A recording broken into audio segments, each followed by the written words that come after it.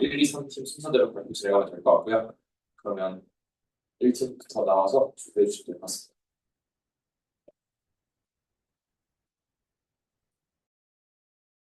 보겠습니다. 안녕하세요. 저희는 M의 양자를 최적화하고 표현하다 VQS와 QS에 대해서 발표를 하게 된 배우와 연사연 기계입니다. 본 발표에서는 양자와 고정 컴퓨팅이 협력하는 하이브리드 알고리즘 VQA와 신경망 자체를 양자 상태의 기저로 삼아 그 복잡성을 표현하고 학습하는 MQS에 대해서 소개를 해드리고자 합니다. 먼저 그 양자 화학에서 중요한 논의 중에 하나가 어떤 분자의 가장 안정된 상태, 바닥 상태 에너지를 알고 싶다는 것인데요. 이 분자의 바닥 상태 에너지가 중요한 이유는 분자의 바닥 상태를 알게 되면 이 분자가 얼마나 안정한지, 또 어떤 반응이 일어날 가능성이 있는지, 배터리 신약 같은 것을 개발할 때 성능이 어떻게 되는지 예측 가능하기 때문입니다. 즉, 에너지의 지형을 정확하게 알아야 화학을 통제할 수 있기 때문에 바닥 상태를 파악하는 것이 중요한데, 이론적으로는 이것을 슈레딩거 방정식으로 계산을 할 수 있습니다. 다음과 같은 식을 보면 이 H가 분자의 행복분위안을 의미하는 것으로 에너지를 담고 있는 연산자입니다. 그 옆에 있는 푸사인은 분자의 양자 상태로 파동 함수를 의미하는데요. 이 식을 조금 해석을 해보면 해밀토니안 연산자를 파동 함수의 푸 사이에 적용을 하게 되면 에너지 고유값 E와 같은 파동 함수 푸 사이가 나온다. 이렇게 생각을 할 수 있습니다. 이를 바탕으로 바닥 상태를 알고 싶으면 가능한 모든 푸사이 중에서 에너지 E가 가장 작은 것을 찾으면 되는데요. 하지만 문제는 고정 컴퓨터로는 정확한 풀이가 거의 불가능하다는 것입니다. 전장수가 조금만 늘어나도 파동 함수를 표현해야 할 차원이 기하급수적으로 증가하기 때문인데요. 여기서 나오게 된 아이디어가 양자 역학적인 문제는 양자적 하드웨어로 해결하자입니다. 어차피 분자도 양자계이고 양자 컴퓨터도 양자 상태를 다루기 때문에 양자 컴퓨터 위에 분자를 흉내내는 상태를 올려보자 이런 생각인데요. 하지만 여기서 또 문제가 생깁니다.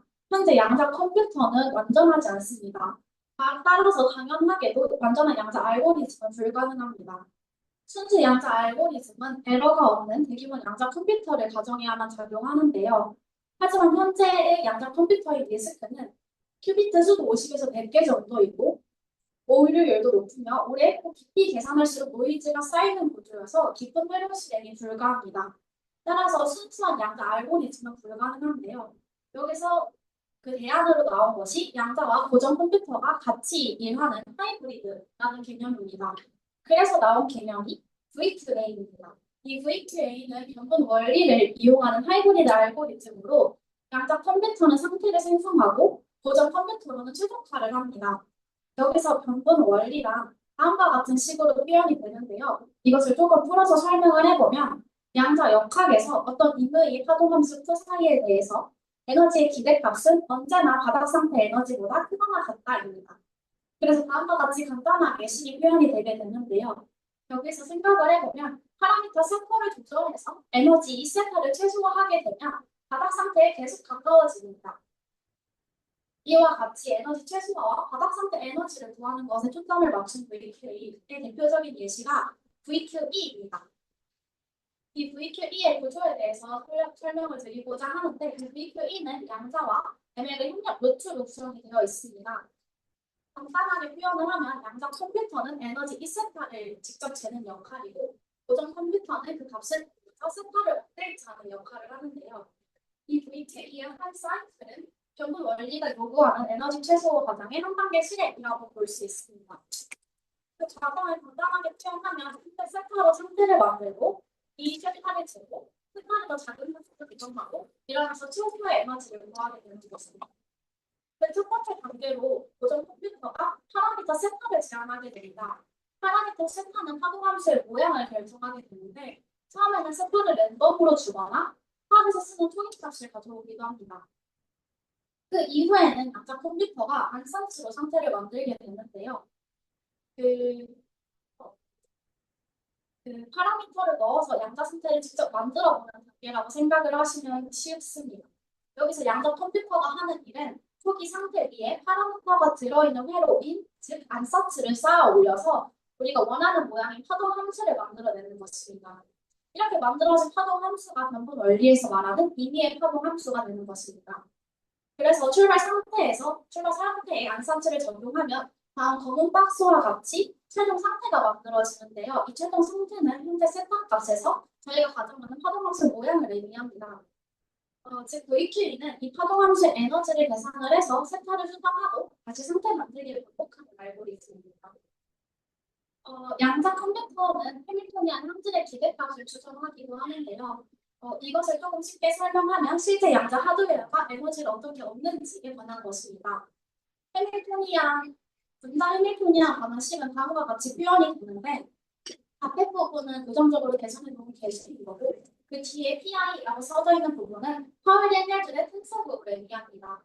텐서곡은 두 연산자, 두 상태를 하나의 더 큰 양자 시스템으로 합치는 연산인데 조금 쉽게 설명을 하면 두 개의 독립 큐비트로 붙어서 하나의 큰 행렬이자 벡터를 만들어내는 것입니다.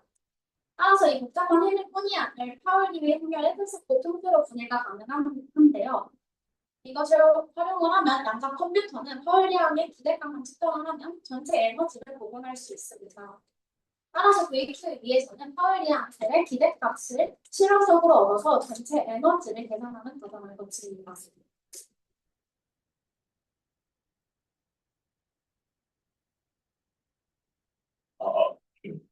네, 그래서 이제 제가 발표를 이어받아서 VQA에서 사용되는 여러 가지 테크닉과 이제 다른 VQA 알고리즘인 QEO의 알고리즘에 대해서 소개를 드려보고자 합니다. 그래서 먼저 VQE에서 앞서 말씀드린 것처럼 해밀턴의 익스펙테이션을 측정을 해서 그것을 코스트 펑션으로 사용을 해주게 되는데 여기서 이제 그룹핑 스트래티지를 통해서 코스트 펑션을 계산하는 계산량을 줄이게 됩니다. 그룹핑 스트래티지 같은 경우는 앞서 설명드린 것처럼 해밀토니안을 이제 파울리 텀으로 분해를 해서 파울리 텀의 익스펙테이션을 계산해 주게 되는데 그런 파울리 텀의 익스펙테이션을 파울리 텀 개별적으로 계산하는 것이 아닌 동일한 올소노멀 베이시스를 가진 파울리 텀들에 대해서는 동일한 그런 베이시스에서 측정을 한 다음에 한 번의 기대값을 계산하는 방식으로 이제 진행을 해주게 됩니다. 그래서 동일한 그룹 내에 이제 동일한 올소노멀 베이시스를 갖는 파울리 텀들이 이제 속하게 되면 이런 걸 이제 시무테이너스리 다이버전을 하는 것을 의미하게 되고 서양대 수학에서 배우게 되면 이제 이것이 곧 커뮤트하는 것과 동시이기 때문에 이 말인즉슨 파울리 텀들 중에서 서로 커뮤트하는 것들은 동일한 그룹 내에 이제 들어가게 돼서 동일한 올소노멀 베이시스로 한 번에 이제 측정을 하게 되어서 계산량을 크게 이제 감소시킬 수 있습니다. 그것이 이제 첫 번째 테크닉이고 그래서 이렇게 계산된 코스트 펑션을 바탕으로 이제 클래시컬 옵티마이제이션 여기서 활용이 되죠. 이걸 바탕으로 이제 옵티마이제이션을 수행해주게 되는데 그리고 사용되는 것은 이제 ML에서도 자주 사용되는 그레디언트 베이스드 옵티마이제이션 나이브하게는 이제 그레디언트 디센트를 이제 사용해줄 수 있는데 여기서 F세타는 코스트 펑션, 해밀토니안 익스펙테이션이 되게 되는데 그리고 이제 파리터에 대해서 이제 그레디언트의 음의 방향으로 스텝 사이즈만큼 이제 진행시키는 것을 반복함으로써 그런 코스트 펑션의 글로벌 미니마로 이제 향하도록 만드는 그런 옵티마이제이션 기법이고 또 이제 딥러닝에서 많이 사용되는 아담 같은 거로 이제 응용해서도 이제 충분히 사용할 수 있습니다. 근데 이제 문제점은 VQA 같은 경우에서 이제 결국 아담이든 그런 그레디언트 디센트는 그레디언트 베이스드 옵티마이제이션 수행을 해줘야 되는데 이 그레디언트를 결국 계산을 해줘야 되기 때문에 이제 나이브하게는 파이나이트 디퍼런스 방식으로 이제 계산해줄 수 있겠지만 이 방법의 문제점은 VQA에서 이제 입시로를 너무 크게 설정하면은 당연히 이제 근사식이 안 맞겠죠. 그리고 이제 입시로를 너무 작게 설정하게 될 경우 디스크의 샘플 노이즈가 이제 그레디언트에 개입하게 되어서 그레디언트가 훼손될 가능성이 있습니다. 그래서 VQA에서는 특별하게 파라미터 쉬프트 룰이라는 테크닉을 사용해 주게 되는데 이는 이제 안사츠 파라미터와 이제 어떤 로테이션 데이터의 앵글로 이제 파라미터라이즈 되는 상황에서는 이 왼쪽의 수식과 같은 방식으로 이제 우리 그레디언트를 정확하게 계산을 해줄 수 있습니다. 어떤 파라미터에 대한 측정을 두 번을 더 수행을 해줌으로써 이런 방식으로서 이제 그레디언트를 계산해 줄 수 있습니다. 수학적인 증명은 생략하도록 하겠습니다. 그래서 VQE의 풀 다이어그램은 다음과 같이 이제 서킷 프레퍼레이션에서 이제 먼저 어떤 파라미터라이즈된 퀀텀 서킷 안사치를 이제 설계를 해주고 이를 이제 서킷 익스큐션에서 그 안사치를 바탕으로 어떤 해밀토니안의 그룹핑 스트래테지를 적용시킨 것에 미저먼트 스트래테지를 측정을 해주어서 그런 해밀토니안 익스펙테이션 코스트 펑션이죠. 그것을 계산을 해주게 되고 코스트 밸류를 최종적으로 앞서 설명드린 파라미터 쉬프트 룰을 활용을 해서 그레디언트를 계산한 다음에 그레디언트 베이스드 옵티마이제이션을 사용을 해줘서 업데이트하는 것이 이제 풀 다이어그램. 여기까지가 이제 VQA에 대한 소개였고 추가적으로 또 다른 VQA인 QAOA에 대해서 좀 소개해 드릴까 하는데 QAOA 같은 경우에는 특별히 이제 VQA 중에서 Combinatorial Optimization Problem, 그래서 COP에 좀 특화되어 있는 알고리즘인데 이 COP는 약간 유한하지만 방대한 양의 조합론적 해법만이 존재하는 문제들 이제 일컫는 말이며 이런 것들은 이제 클래시컬 컴퓨팅에서 이제 다음 시간 내에 풀 수 없는 문제로 알려진 이제 NP 문제들 또 그런 것에 속하게 되는데 대표적인 예시로는 이제 밑에 보이는 것처럼 맥스터문이라는 가장 유명한 Traveling Salesman Problem TSP라고 불리죠. 이런 것들이나 아니면은 수리 SAT NP 컴플리트로 알려져 있는 이런 문제들이 존재하게 됩니다.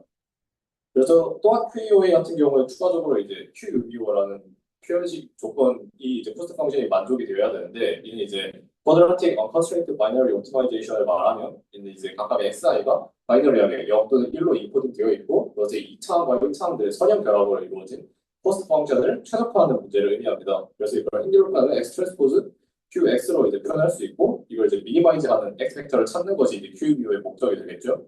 그래서 이거를 해밀토니안을 어떻게 표현을 하냐 하면 이제 xi가 0일 때는 이제 아이겐밸류를 0으로 만든 또 1일 때는 아이겐밸류 1로 갖게 되는 해밀토니안 2분의 i-zi를 아까 만든 QUBO에 똑같이 이제 대입해주게 되면은 해밀토니안을 구할 수 있으면 이 해밀토니안의 그라운드 스테이트는 최종적으로 앞서 설명드린 COP의 최적화가 되겠죠. 그래서 메스커 프로블럼으로 예를 좀 들자면은 메스커 프로블럼 같은 경우에는 이제 그래프에서 버텍스를 두 그룹으로 분리하는데 두 그룹 사이에 엣지가 연결되지 않도록 연결된 엣지를 전부 컷했을 때 컷된 엣지 웨이트의 합이 맥시마이즈 되도록 하는 그런 문제인데 이걸 이제 각 그룹을 0과 1로 이제 매핑을 해주게 되면은 오른쪽과 같은 이제 QUBO식으로 이제 표현을 할 수 있으며 표현 가능하니까 이제 해밀토니안으로 표현할 수 있겠죠.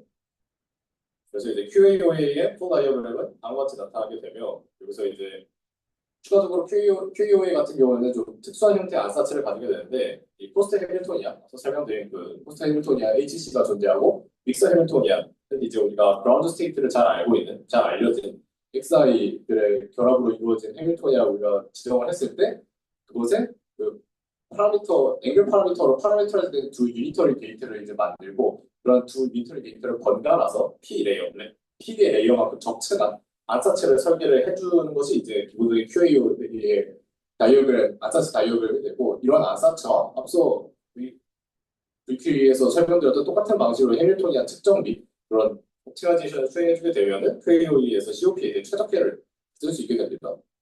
그래서 왜 VQA가 좋냐라고 보면 이제 디스크에서는 이제 노이즈가 이제 많이 나타나게 되고 큐비트가 오랫동안 지속되지 않으며 이 많은 수의 큐비트가 존재하지 않는 50개에서 100개 정도만 존재하는 그런 한계점이 존재하는데 VQA는 서킷 뎁스를 좀 플렉서블하게 조정할 수 있으며 노이즈의 강도나 실제 일부 논문 같은 경우에는 그런 디스크에서 나타나는 샘플 노이즈가 그런 옵티마이제이션 과정에서의 그런 로컬 미니마에 빠진 것을 이제 빠지지 않도록 도와주는 것, 탈출할 수 있도록 도와주는 역할을 수행할 수도 있다고 말할 정도로 좀 강건한 모습을 보여주고 또 많은 큐비트를 요구하지 않는 그런 장점이 있습니다. 하지만 역시 뭐 단점도 있는데 최현지스 같은 경우는 이제 베러플레이터스라고 해서 이제 ML 그레디언트 베이스 옵티마이제이션에서 많이 나타나는 그런 코스트 펑션 랜드스케이프가 이제 그레디언트가 이제 0에 가깝게 나타나서 잘 이제 옵티마이제이션이 수행되지 않는 문제도 똑같이 발생을 하게 되고 안사트 같은 경우에도 이제 어떤 주어진 해밀토니안에서의 그런 라운드 스테이트를 잘 표현할 수 있는 그런 안사트를 우리가 설계하는 것에 좀 어려움이 있기 때문에 최신 연구에서는 뭐 리인포스먼트 러닝이나 그런 디퓨전 모델 등을 활용을 해서 이런 안사트를 설계한 좀 다양한 시도가 함께해서 이루어지고 있는 상황입니다.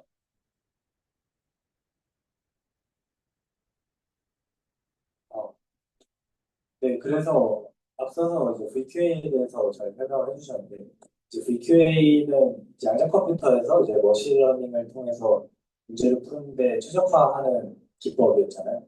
근데 양자 상태를 기술하기 위해서 꼭 양자 컴퓨터가 필요할까요? 이제 이에 대한 해답으로 뉴럴 네트워크 퀀텀 스테이츠라는 걸 제시합니다.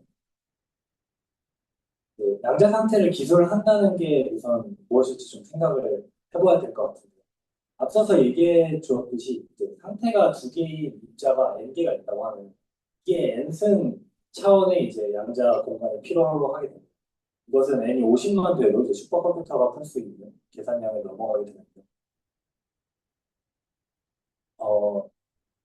근데 여기서 이제 그 랜덤한 숫자들의 나열의 경우에는 이 50, 이 n승을 전부 다 필요로 하겠지만 이제 물리적 시스템이라고 하면은 그 안에 숨겨진 질서가 존재를 하게 됩니다.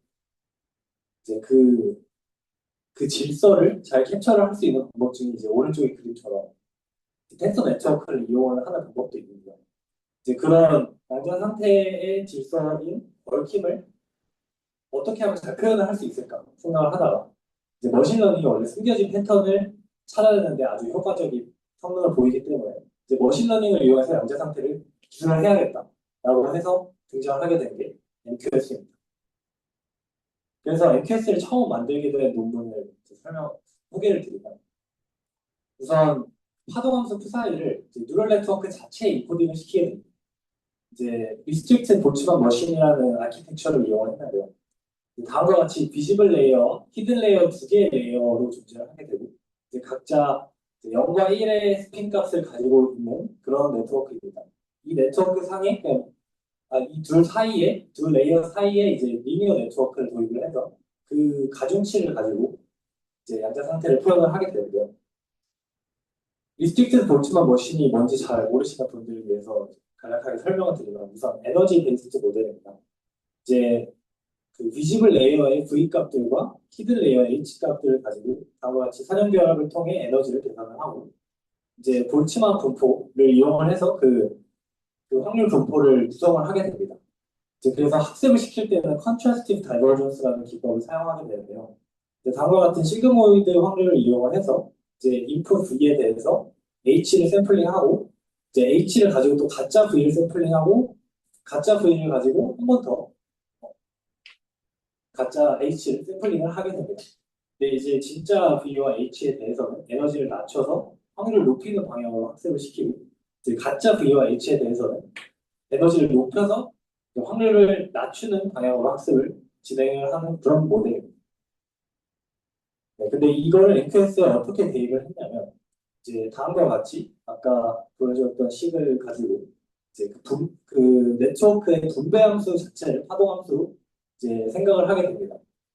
그 히든 레이어에 들어가는 값들은 이제 원래 실제로 물리적인 의미를 가지지는 않지만 그 원래 데이터에 이제 non 로컬한 인탱글먼트들을 이제 기술을 인코딩이 되어 있음을 알 수가 있고 그리고 그 가중치를 실수가 아니라 복수수를 이용을 하면서 그 양자 상태의 위상까지 인코딩을 하고자 하였습니다.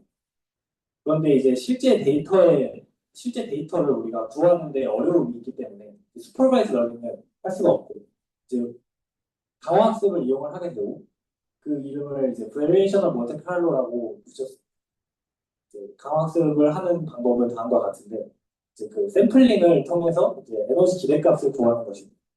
자세하게 말씀을 드리면 이제 각 주어진 그 가중치에 대해서 이제 파동함수 샘플링을 할 수가 있을 것이고 그 확률과 저 에너지 기대값을 구하는 공식을 통해서 이제 그 에너지를 낮추는 방향으로 학습을 시켜서 이제 가중치를 계속 업데이트를 해주는 방식을 사용했습니다.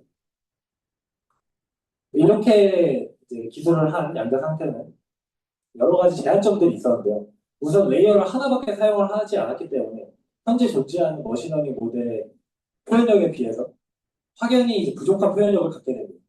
그리고 이제 학습을 진행할 때 이제 양자 에너지의 기대값을 계산을 했어야 하는데 이게 그 컴퓨테이셔널리 very expensive합니다. 아주 이제 많은 연산량을 필요로 하고 그리고 이제 마지막으로 이제 1D 시스템에 대해서는 양자 상태를 기술을 하는 것을 잘 증명을 했는데 2D 이상의 고차원 시스템에 대해서는 이제 그 복잡한 인테그먼트를 잘 캡처하지 못하는 모습을 보였습니다. 그래서 이에 대한 해법으로 이제 최신 아키텍처들을 좀 도입을 했는데요. RNN이나 트랜스포머 같은 어토 리버스 모델을 통해서 이제 스핀을 순차적으로 이제 생성을 하면서 이제 새로운 양자 상태를 만들어내는 그런 방법을 도입한 논문이 있고 또 이제 아까 1D 시스템에 대해서만 잘 기술을 할 수 있다는 단점이 있다고 하는데 CNN은 트랜슬레이셔널 이버리언스가 있어서 2D 시스템을 훨씬 효율적으로 표현을 할 수가 있기 때문에 이제 CNN을 이용해서 2D 양자계를 인코딩을 하는 그런 논문도 있었습니다. 여러 가지 예시들이 있지만 그 중에서 트랜스포머 베이스드 NQS에 대해서만 간략히 소개를 드릴 텐데요.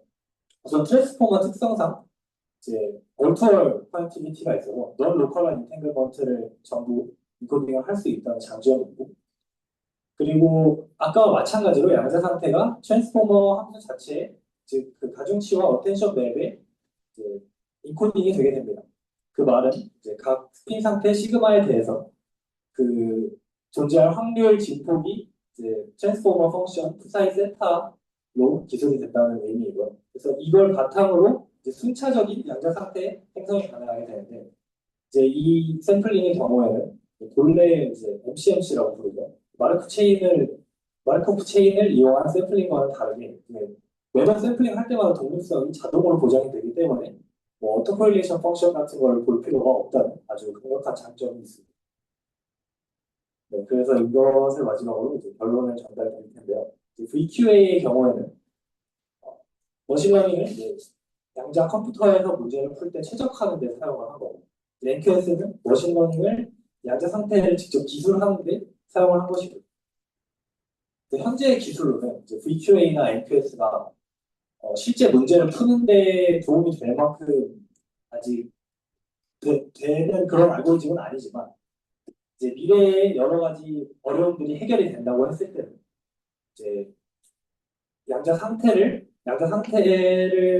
머신러닝 이용해서 기술하는 것과 또 양자 컴퓨팅 문제를 푸는데 머신러닝 이용하는 것이 이제 현존하는 고전 알고리즘으로는 풀 수 없는 여러 물리 문제들을 푸는데 도움이 될 것으로 기대한다는 말을 마지막으로 발표를 마치도록 하겠습니다.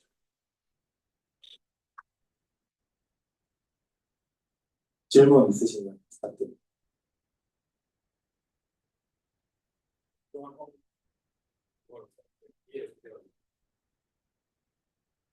뭐가 어디 뭐가 하는 거 어떻게 하는지 구조를 잘 모르겠어요. 불필요한 거 지금 어떤 식으로 다시 설명을 드리면, 그러니까 레이어가 두 개가 있는 거고, 이제 비주얼 레이어와 히든 레이어가 있고, 그걸 그냥 리니어 네트워크로 연결이 되어 있습니다. 그 상태에서 이제 저 에너지를 계산을 함으로써 이제 이런 확률이 나오게 되는 거거든요.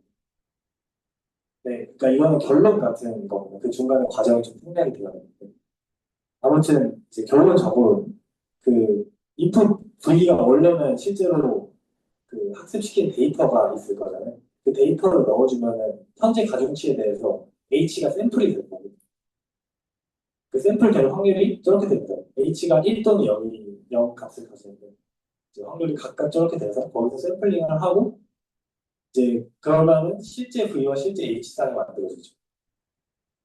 이제 거기서 H에서 다시 V를 샘플링하는 확률이 비슷하게 다음과 같은 시그모이드 펑션을 따르게 되는데, 이제 이번에 생성된 V는 가짜 V로 가짜 V랑 또 가짜 V를 한 번 더 넣어줘서 나온 가짜 H를 가짜로 생성된 쌍이라고 생각을 하는 거죠. 그래서 컨트라스티브 이제 러닝 기법이라고 생각을 할 수가 있는데, 그래서 이제 실제로 아까 이야기한 실제 V와 H에 대해서는 저 에너지를 낮추면은 저 그런 스테이트가 존재할 확률이 높아지는 거잖아요. 그래서 에너지를 낮추는 방향으로 그레디언트가 작용을 하게 되고, 이제 가짜로 생성된 V와 H에 대해서는 반대로 작용을 해서 그 가중치가 업데이트가 되는 그런 방식. 근데 사실은 이제 이거는 너무 생소하실까봐 설명을 드린 거고, NQS에서 사용하는 이제 리스트릭트 볼스먼트 머신은 구조가 조금 다르기는 합니다. 레인포스먼트 러닝을 이용했기 때문에 이 정도면 대답이 됐을까요?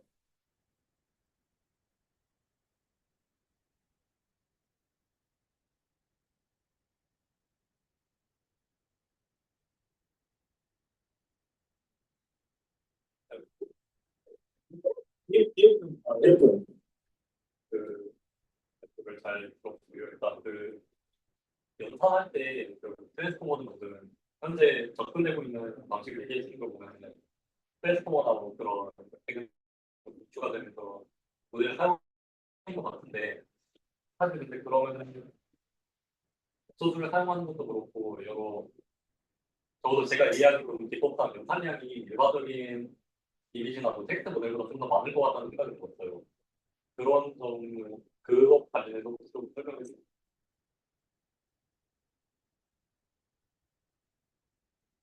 사실 그 최신 모델들에 대해서는 이제 저도 이번에 업데이트를 좀 받은 상황이라 연산량 측면에서 얼마나 어려움이 있을지는 모르겠는데 이제 논문이 나와 있는 걸 바탕으로 설명을 드린 거거든요. 그러니까 연산이 불가능한 정도의 수준은 아닐 거고 어, 말씀하신 부분이 일리가 있는 부분인 것 같습니다. 그리고 또 한 가지 더 추가로 말씀을 드릴게요. 이제 이 NPS를 지금 소개해드리기 위해서 오늘 좀 발표를 한 건데 저 트랜스포머 베이스로 한 NPS도 아주 완전 최신 논문까지는 아니에요. 그래서 요즘 다시 가능한 그 컴퓨테이셔널 파워를 고려를 한다면 저 정도는 이슈가 안 되지 않을까 생각을 합니다.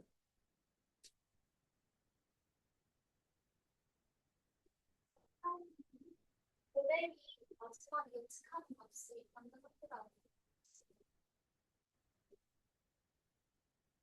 모델 우리가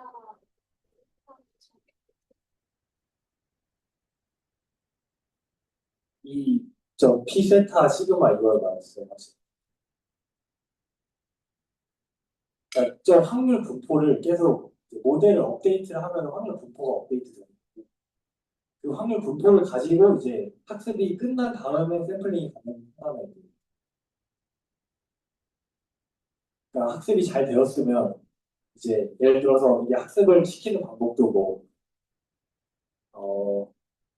아까와 같이 해밀토니안이 주어졌을 때그 에너지를 줄이는 방향으로 이제 학습을 시키든지 아니면은 뭐 타임 에볼루션에 대해서는 또 다른 방식이 있는데 그런 식으로 학습이 되면은 이제 그런 스테이트가 나올 확률이 이제 충분히 높게 학습이 되었겠죠.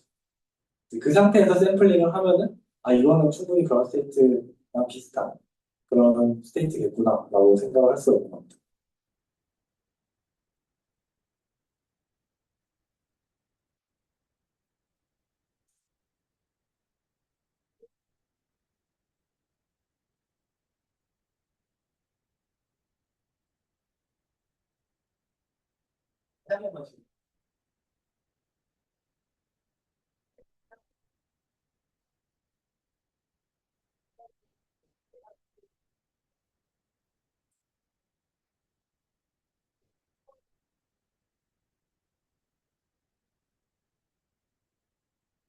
이것도 제가 설명을 드릴 수가 있을 것 같은데 그러니까 공상 컴퓨팅을 할 때 어느 정도 알고 계신지는 잘 모르겠는데 그 측정이나 뭐 게이트를 걸어주는 작용이 들어가잖아요. 이제 그래서 크게 이야기하면 그렇게 두 가지예요. 게이트를 작용을 시켰을 때 우리가 원하는 대로 얘네가 양자 상태가 잘 변환이 되는지 그 피델리티가 있고 그리고 측정을 했을 때도 이제 그 우리가 생각한 것처럼 이상적으로 막 1이면 1이 나오고 0이면 0이 나오는 게 아니고 막 1이다가 갑자기 막 옆에 있는 그 그러니까 막 우주에서 코스믹 레이가 날아와서 막 그걸 때리면 갑자기 양자 상태가 바뀌기도 하고 그런 여러 가지 노이즈들이 있어요. 그래서 측정도 우리가 의심을 해야 되는 거고 게이트들도 의심을 해야 되는 건데 그 노이즈의 스케일이 아직까지는 그 실용적인 이용할 만큼 줄어들지 않았다 이런 이야기.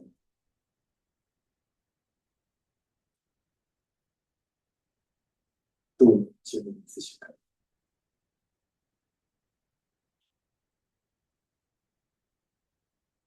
발표 내용보다 좀 더 뒤에 있긴 한데요. 이거를 어쨌든 설명을 해주는 게 그럼 이거 설명해 주신 기술들 중에 혹시 현재 뭐 어디 실제 실용 현장은 아니더라도 어떤 실용적인 뭐 물리적인 연구에 사용이 되었다거나 하는 그런 사례가 있을까요? 없습니다. 아까도 말씀드렸다시피 이제 그 제가 퓨처 아웃룩이라고 적었는데 지금 이 정도 스케일 가지고는 실용적인 문제를 해결하는 데는 아직 솔직히 한참 멀었고요.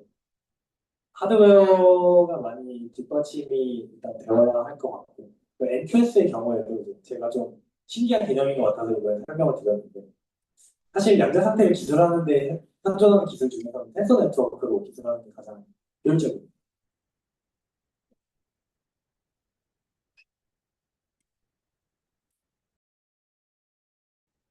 시작할게요. 네, 저희는 제 2팀이고 이제 머신러닝 중에서 SVM이라는 방법론으로 두 가지 데이터 분류 문제를 이제 양자 접목시켜서 기술을 조사해봤습니다. 먼저 결정이 어떻게 발표할지를 설명드리자면 이제 SVM이라는 기술, 머신러닝 기술을 근거에서부터 이해를 하고 그리고 이제 양자를 접목했을 때 어떤 이득을 볼 수 있을지 알아보고자 합니다. 먼저 SVM의 이해를 드릴 건데 먼저 SVM이 어떤 역할을 하는 것이냐라고 설명드리면 일단 여성과 남성으로 분리할 수 있는 것과 같이 이진 데이터 플러스와 마이너스로 구분할 수 있는 데이터를 구분하기 위해서 사용하는 것이 SVM인데요. 이런 형식으로 플러스와 마이너스 형식으로 구분할 수 있는 데이터를 최적으로 구분할 수 있는 하나의 투평면, 기차원의 경우에는 하나의 직선을 긋는 것이 목표입니다. 여기서 예를 들어서 이것이나 이렇게나 이런 다양하게 생긴 직선을 그릴 수 있는데 여기서 최적으로 새로운 데이터가 주어졌을 때 그것을 가장 효율적이고 정확하게 구분할 수 있는 투평면을 긋는 것이 목표입니다. 그런 가장 효율적인 투평면을 이 오른쪽에 있는 것과 같이 그릴 수 있는데 여기서 이 투평면에 가장 가까운 이 플러스와 마이너스 데이터셋의 두 벡터들을 위치 벡터들을 서포트 벡터라고 표현을 하고요. 그리고 그 서포트 벡터가 중간에 구분하는 투평면과 거리가 각도로 설정한 것이 저의 목표입니다. 그러기 위해서 이 투평면에 수직인 벡터 W 벡터를 가정하고 이걸 웨이트 벡터라고 하는데 웨이트 벡터와 위치 벡터를 내적하고 투평면이기 때문에 먼저 안진할 수도 있으니까 이를 더해주고 이 값이 0보다 크게 되면 플러스, 작게 되면 마이너스 포인트로 구분할 수 있게 됩니다.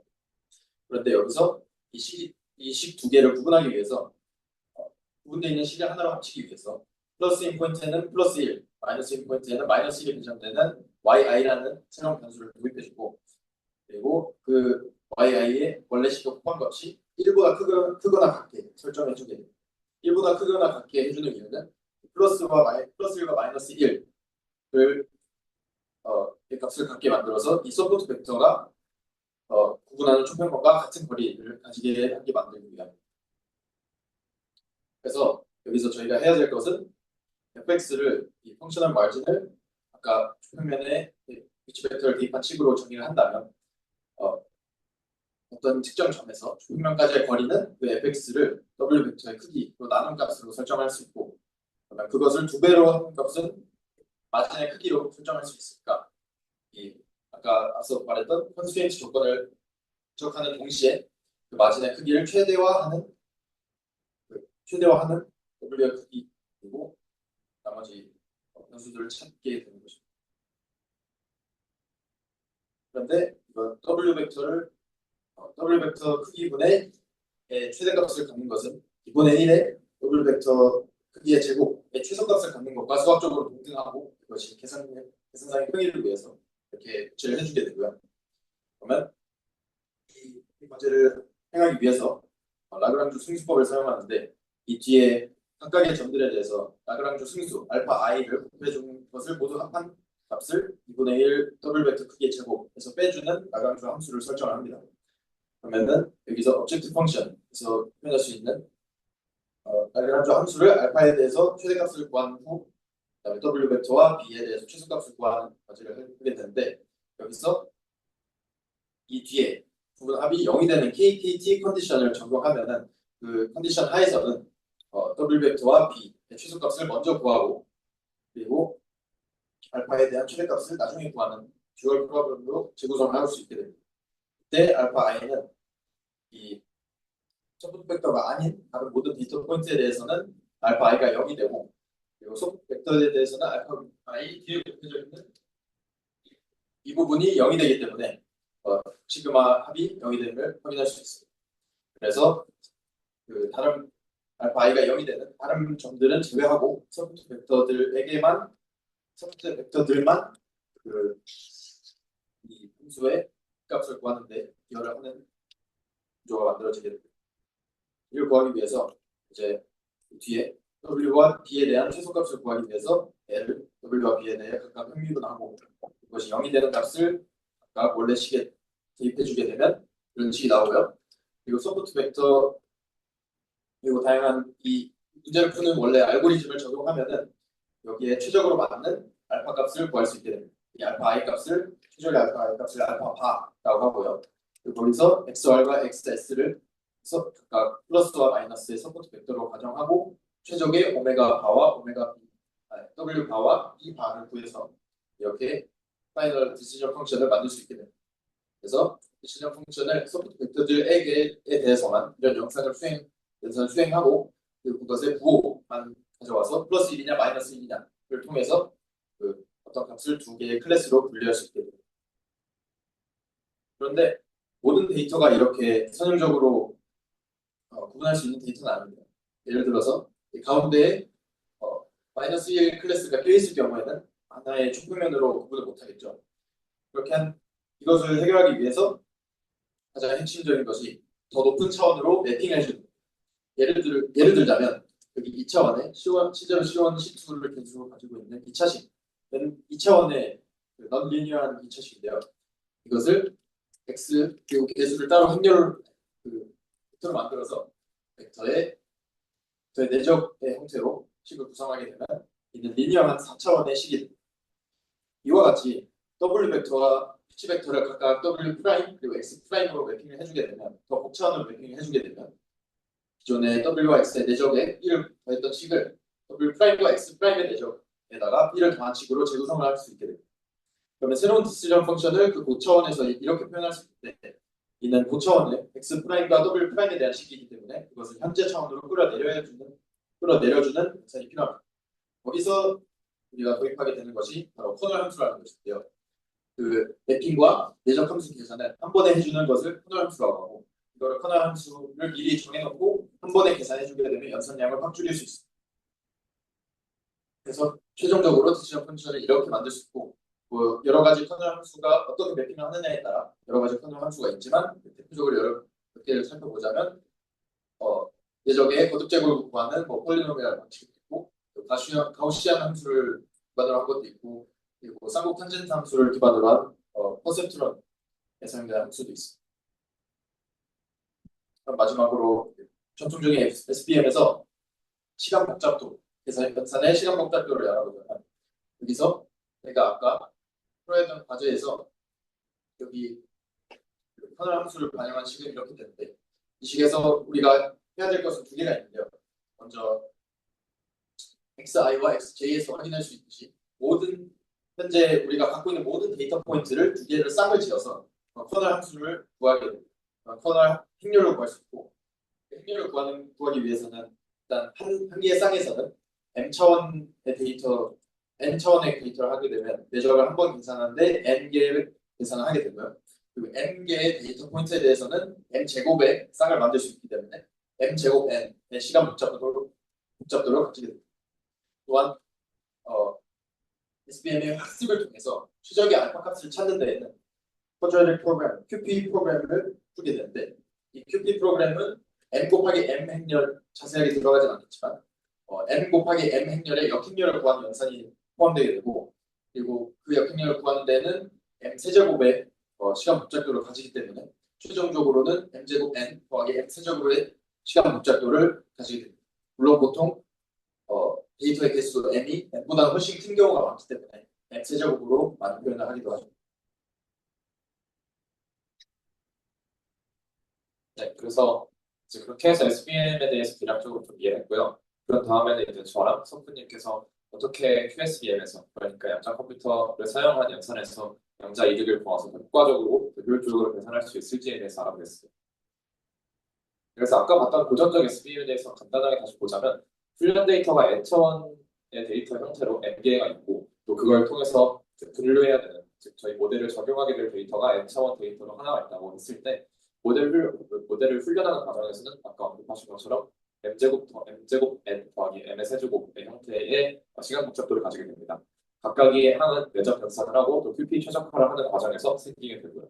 그리고 모델을 적용하는 과정에서는 이제 사실 서포트 벡터의 개수에 따라서 아무래도 살짝 달라질 수 있는데 당연히 m개의 훈련 데이터가 있는 상황에서 서포트 벡터가 가질 수 있는 최대값은 m이 될 거기 때문에 왜냐하면 그 선에 따라서 딱 플러스 마이너스가 1에 대응될 수 있는 점이 아무리 많아봤자 그 전부가 되는 상황일 거니까요.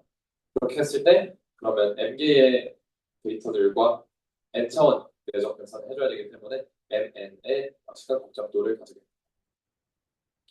그래서 QSBM이 어디에서 양자이득을 보는가라고 본다면 먼저 모델 훈련하는 과정에서는 내적 연산을 density 행렬을 활용한 내적 연산 그리고 QP 추적화라는 문제는 LSSBM으로서의 변환 그리고 HHL 알고리즘이라는 방법으로 해결하게 되는데요. 구체적인 수식과 관련된 것들은 뒤에서 한번 설명을 할 거고요. 그리고 이것 역시 개괄적으로만 보자면 모델 적용하는 과정에서는 내적 연산을 수학 테스트라는 것을 통해서 더 간단하게 하게 됩니다. 이렇게 했을 때 시간 복잡도가 둘 다 로그의 mn으로 바뀌게 됩니다. 저는 그 중에서 아까 마지막에 봤던 수학 테스트와 관련된 부분에 대해서 이야기를 해보려고 합니다. 그래서 이걸 적용하는 과정에서 어떻게 로그 mn 복잡도의 데이터 내적 연산을 할 수 있게 되냐라고 하면 먼저 데이터 양자화를 하는 과정을 거치게 됩니다. 이 오른쪽에 보이는 수식이 데이터 양자화를 표현하는 부분인데요. 이제 저 xj 벡터라는 부분이 왼쪽 좌변을 보시다면 그러면 저기서 xj라는 데이터를 n차원의 데이터이기 때문에 각각 n개의 성분 요소를 가지고 있을 겁니다. 그러면 그 n개의 성분 요소들을 이렇게 k 캡 벡터의 개수처럼 붙여주게 되는데요. 참고로 이 개수라는 거는 이러한 상태로 부여될 수 있는 확률의 스퀘어 루트 값이라고 생각하시면 됩니다. 그래서 이렇게 했을 때 각각의 개수들을 제곱해서 더해보시면 이 부분과 지워지면서 1을 가짐을 알 수 있습니다. 그러니까 결국 전체 확률이 1이 된다는 것을 한번 검사해 주신다고 보시면 될 것 같습니다. 그렇게 해서 이렇게 데이터 양자화를 하는 과정이 이제 로그 mn의 복잡도를 가지게 되는데요. 그 이유는 이렇게 되어 있습니다. 이제 정확히는 이 데이터 양자화를 하는 도구가 저 오라클이라는 도구와 QM이라는 저장 장치를 통해서인데 이 QM이 저장하는 방식이 이진트리 구조라서 됩니다. 그러면 m 곱하기 n 개의 데이터를 가지고 있는 거니까 그 데이터를 이렇게 표현했을 때 총 층의 개수는 로그 2의 m 개의 층을 가지고 있을 거고요. 그러다 보니까 이러한 횟수의 탐색을 가지게 됩니다. 근데 여기서 가질 수 있는 질문이 사실 서포트 벡터가 한 개가 아니라면 한 개보다 더 많은 숫자라면 이 과정을 더 많은 횟수로 반복해야 될 수 있다는 점인데요. 근데 이제 QM에서 가지고 있는 작동 방식이 이런 저희가 고전적인 컴퓨터에서 이진트리를 따라간다고 했을 때 한 번에 하나씩만 따라갈 수 있게 되어 있지만 QM에서는 그게 아니라 한 번에 여러 개의 주소를 탐색할 수 있다고 합니다. 그래서 여전히 최대 로그 2 m의 탐색 그리고 로그 mn의 시간 복잡도를 가지게 되는 겁니다.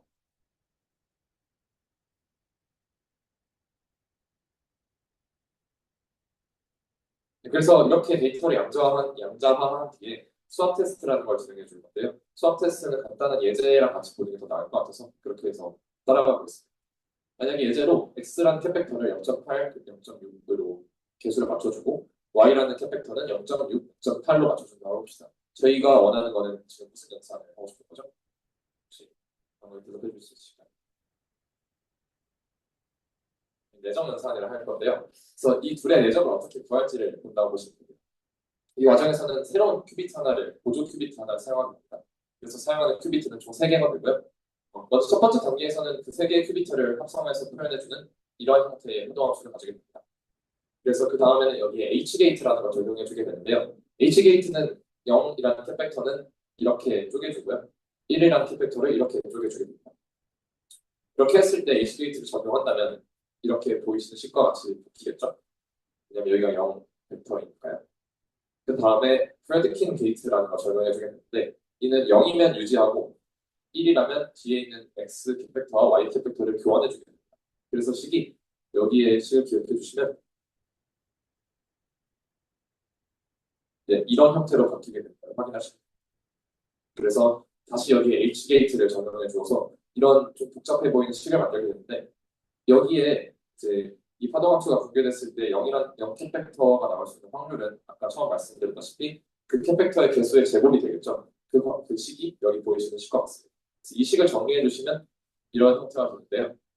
그러면 저희가 어쨌든 다시 하고 싶은 거는 내적 연산을 하고 싶었다는 거니까 다시 처음으로 돌아간다면 그 내적 연산을 어떻게 간단하게 할 거냐는 이렇게 해서 붕괴하는 과정을 아주 많은 횟수를 반복하면 그 확률을 구할 수 있겠죠. 그래서 P0의 값을 구할 수 있게 되면서 연산을 통해서 이 내적 값도 결국에 한 번에 가차를 통해서 계산할 수 있게 됩니다.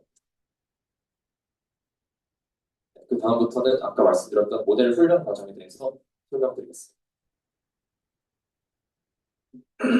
방금까지 QSBM이 대략적으로 이해를 설명해 주셨는데 저는 약간 수익적으로 이 QSBM의 처음 제안된 논문을 기반으로 수적으로 어떻게 돌아가는지에 대해서 설명하려고 하는데 살짝 어렵습니다. 그리고 앞에 발표 팀들이 그림을 많이 그렸을 건데 그림이 단 한 거 없고 수밖에 없어요.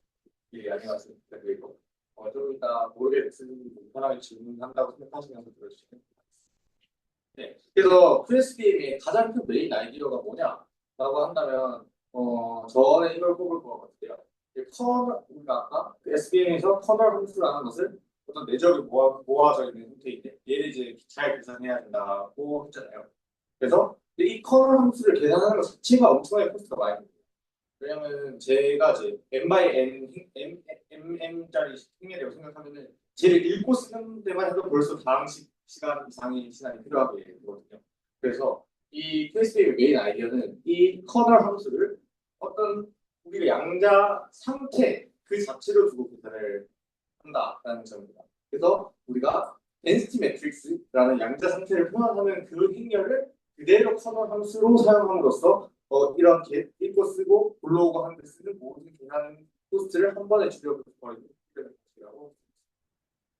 네, 그래서 density matrix가 뭐냐라고 하면은 이것도 학부 양자 역할에서 나오지 않는 살짝 어려운 개념이라고 할 수 있겠는데요. 그냥 어떤 양자 상태를 표현한 방식. 우리가 이때까지는 이 저 박스의 모양으로 쓰는 브라켓 노테이션을 굉장히 많이 쉽게 사용해오고 있고요. 그냥 브라켓 노테이션을 이런 식으로 자기 자신을 한 번 더 곱해서 이렇게 행렬 형태로 어떤 양자 상태를 표현하는 방법이라고 생각하시면 되겠습니다. 그래서 이런 양자 상태들이 저기 PI의 확률들로 축적되어 있는 상태를 일반적으로 density matrix라고 표현하게 됩니다. 이런 신기하게 생긴 친구는 이제 아까 말했던 0에서 하다마트 게이트를 작용한 친구인데 A density matrix는 역시 얘를 선주 게이트에서 곱하게 되면은 이렇게 상태의 빈도 행렬이 나오게 되고요. 어쨌든 중요한 것은 이 density matrix가 어떤 연산이 아니고 어떤 그냥 하나의 양자 상태라는. 다만 그 성분이 그 커널 함수가 같다는. 그래서 뭐 이거는 이제 이 상황에서 그러면 이 density matrix로 뭔가 내적이 들어있다 했는데 내적이 들어간 걸 보여줘야 되잖아요. 그래서 density matrix에서 내적을 어떻게 계산하는지 계산하는 것인데 이렇게 density matrix 두 개를 곱하고 트레이스 대합합을 하면은 우리가 원하는 상태의 내적값이 나오게 됩니다. 이런 그냥 하나의 규칙 또 하나의 시스템이라고 이해해 주시면 될 것 같습니다. 그리고 가장 개념적으로 살짝 어려울 수 있는 부분이 이제 partial trace라는 부분인데요. 이거는 큐비트 두 개가 어떤 모종의 관계가 얽혀 있을 텐데 이게 한쪽 방면을 이제 방치했을 때 혹은 이제 처리하지 않았을 때 이제 다른 쪽 상태가 어떻게 되어 있는지에 관한 설명이 담겨 있는 부분. 그래서 우리가 이걸 계산할 때 다른 한쪽 큐비트에만 내적을 취해주는 연산을 가능하게 해주고요. 물리적으로는 그게 이제 어떤 두 큐빗, 이 큐빗이 있을 때 한 큐빗을 무시하고 연산을 한다거나 또 관측하지 않는다 어떤 방치하는 연산을 통해서 남아있는 큐빗 연산을 해주는 그런 방식이라고 할 수 있겠습니다. 그래서 커널 매트릭스에 이제 내적들이 모여 있다는 걸 간단하게 보여줄 건데요. 그리고 XI들은 이제 우리가 데이터 수들이고, 그다음에 I들은 이제 우리가 어떤 인덱싱 정보 같이 우리가 아는 숫자들이 인베딩된 상태라고 생각하면 돼요. 그래서 어떤 숫자와 그 해당되는 데이터가 얽혀 있는데 우리가 양자 상태는 이제 저기 0 아니면 1, 이 크기가 1인 상태밖에 안 돼요. 우리가 크기를 이제 확률 주고 이렇게 인베딩하는 상태를 만들어주게 되고요. 그래서 이렇게 인베딩하고 밀도 행렬을 직접 구해주게 되면 이거 거꾸로 된 거를 곱하는 방식으로 밀도 행렬을 구했으니까 이렇게 밀도 행렬식이 나오게 됩니다. 그래서 아까 말했던 부분 대각합이라는 친구를 써서 데이터들을 그대로 방치해서 우리가 세팅을 해주게 되면 우리가 원하는 커널 함수를 만들어낼 수 있는데요. 그래서 이 정확히 확률 축복의 개수가 각각 인덱스에 대한 어떤 내적값이 저장되어 있는 양자 상태로서 지금 커널 함수가 훌륭하게 노멀라이즈 된 상태로 구현이 되게 됩니다. 그래서 커널 양자 상태로서 커널 함수를 구현하고 연산을 한다.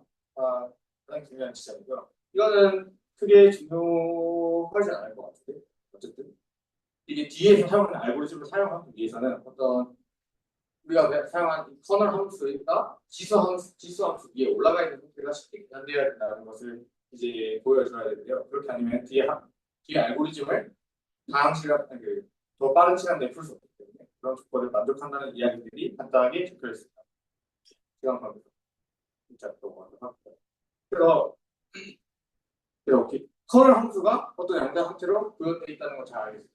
그래서 잘 알겠는데, 근데 그러면 얘가 대체 어떻게 실제로 연산을 수행하냐라고 했을 때, 이 QSBM은 어떤 부등호가 들어가 있는 연산을 큐랩이 효율적으로 할 수 없기 때문에 요거를 이제 아까 말했던 SBM이 어떤 컨스트레이트를 이렇게 바꿔가지고 어떤 마진 영역 밖에 있는 부등호로 판단하는 게 아니라 어떤 1이면 1, 아까 인덱스가 1 혹은 마이너스 1이라고 했었죠. 그러면 그 값을 직접 어떤 결과를 통해서 그 값이 직접 추정되게 하고 거기에 이제 오차를 최소화하는 그러니까 뭔가 1 어떤 정보를 넣으면 1에 가까운 값이 나오면 1인 거고 마이너스 1에 가까운 값이 나오면 마이너스 1인 그런 상태. 그런 식으로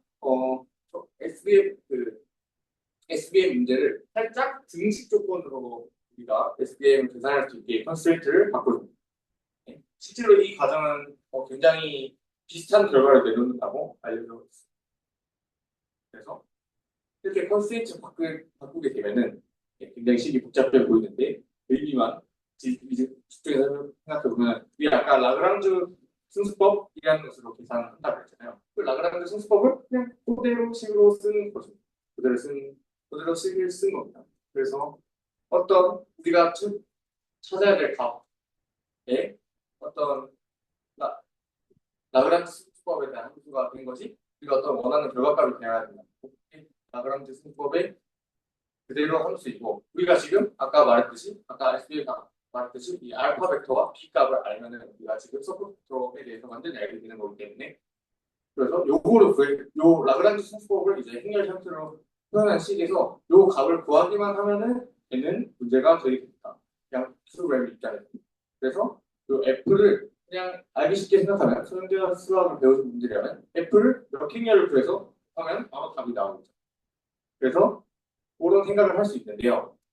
요 밑에는 이제 또 감마라는 팩터에 대한 설명인데 감마 팩터는 우리가 얘는 에러와 마진을 둘 다 미니마이즈 하기 때문에 어떤 비율로 마진과 에러를 미니마이즈 하는 비율을 가져갈 거냐에 대한 함수가 여기 포함되어 있는 감마라고 할 수 있고요.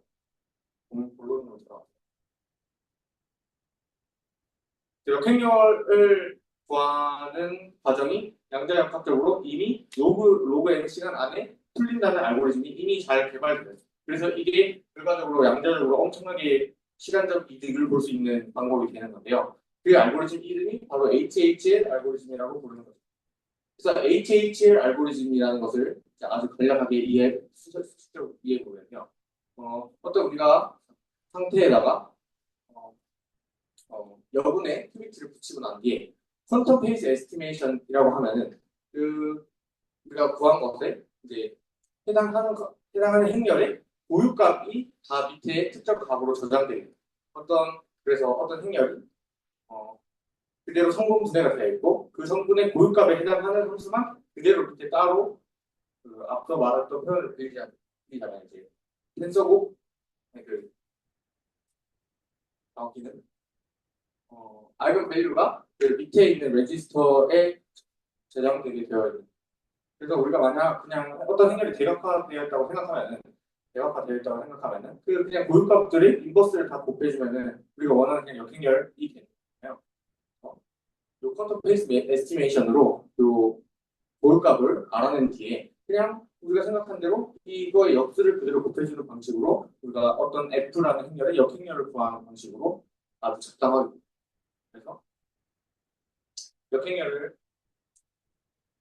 구하게 되면은 우리가 아까 원했던 우리가 B와 알파로 이루어진 어떤 우리가 구하자 하는 답을 이제 바로 이렇게 구해낼 수가 있게 됩니다.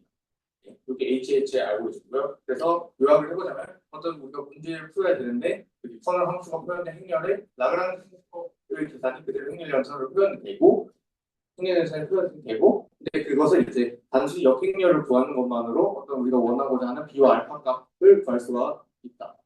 그리고 하필 역행렬을 구하는 알고리즘이 컴퓨터에서 굉장히 빠른 시간 내에 풀리는 알고리즘 방금 설명한 방식에 따라서 풀리는 알고리즘이라는 게 잘 보여져 있다는 것입니다. 그래서 이렇게 그 아까 서포트 벡터 알파와 B의 상태를 준비해 놓고 이제 이거를 어떤 레지스터에 고전적으로 저장할 수가 없어요. 아까 설명드렸다시피 어떤 우리가 이런 답을 고전적인 곳에 저장하고 읽는 순간 결국 다시 m 스퀘어 혹은 m 큐빅에 해당되는 만큼 타임이 소모가 되기 때문에 우리는 이 양자 상태를 그대로 두고 이 그대로 둔 상태에 새로운 인풋 x를 이제 이런 식으로 인베딩 해가지고 같이 넣어주게 되면은 넣어주고 이제 아까 현재님이 설명하셨던 수학 테스트라는 걸 진행하게 되는데요. 그래서 우리가 알고 있던 벡터들을 인베딩한 것과 새로운 우리가 분별해야 되는 것들을 저렇게 0과의 텐서로 1과의 텐서로 인베딩한 다음에 그 벨 스테이트라고 불리는 상태 중 하나인 이 루트 2분의 1 0벡터 마이너스 1벡터인 저 상태랑 수학 테스트를 진행하게 되면은 놀랍게도 이렇게 P가 아까 선생님이 설명하신 저 식과 같이 나오게 됩니다. 그래서 저 U와 X 벡터의 내적값이 그대로 들어갈 때 그리고 이제 저 값이 이제 1에 가깝냐 혹은 0에 가깝나 또 이제 우리가 어떤 데이터 라벨가 어느 쪽인지 구분할 수 있는 과정이 됩니다. 그리고 요거를 이제 자세히 풀어보시면 우리가 뭘 한 거냐고 해보면 아까 우리가 알아보고자 했던 그 고전적으로 되어 있는 요 식을 푸는 것과 같은 문제였다는 사실이 UX와 U와 X를 내적한 것을 계산해 보면 완벽히 동일한 형태가 나온다는 것을 알게 되고 우리가 고전적으로 SDM이 풀고자 하는 문제와 같은 문제를 풀었다는 것까지가 증명되게 됩니다. 네, 그래서 Comparing Time Complexity 그래서 왜 양자 이득이냐를 마지막으로 다시 한번 짚고 마무리를 할 텐데요. 고전적인 것의 경우에는 결국 우리가 저 행렬을 내점을 해서 계산하는 데만 벌써 m 스퀘어의 시간이 걸리고 거기 있는 것들을 또 행렬과 벡터를 내적하는데 또 n의 시간이 걸리고 그리고 일반적으로 역행렬을 구하는 문제가 m의 세제곱에 비례하는 타임 스케일을 가지고 있어서 우리가 어떤 m의 폴리노미얼 시간 안에 어떤 계산 구조가 갇히게 되고요. 양자 컴퓨팅을 사용하게 되면 커널 함수를 그대로 사용하고 이 모든 상태를 이제 병렬적으로 연산 처리해 나가기 때문에 이걸 진짜 딱 인베딩만 해주게 되면 됩니다.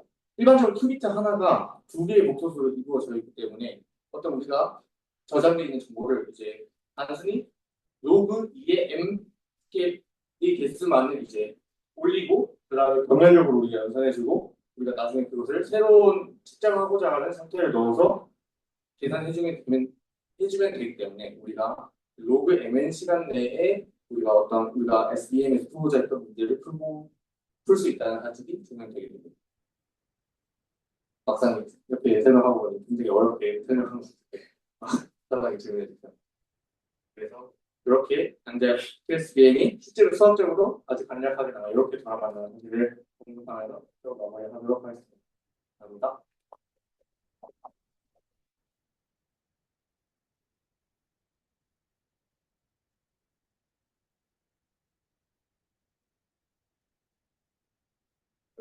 SBM에서 선원한테 디베이트 어떠한 선형으로 표현될 수 없는 거를 그냥 일단 사원을 내려고 선형으로 표현한 다음에 사원을 내린다는 네, 그러면 QSV에서 대시통 일정함수가 어떻게 그런 차원을 내리는 역할을 할 수 있는가 안와다가 안와다가 되고 또 그래서 조금만 더 설명을 해주세요. 차원을 내리는 그게 저희가 그때 SBM 발표 부분에서 얘기한 거는 사실상 이제 리니어한 경우에 대해서만 얘기했다고 보시면 돼요. 그래서 지금 이제 말씀드린 인스티 매트릭스 같은 것들은 다 그런 커널 함수가 차원을 올리는 과정에 대한 이야기가 안 된 상태의 이야기라서 그 부분이 당연히 이해가 안 되시는 것 같습니다. 아예 얘기가 안 돼요.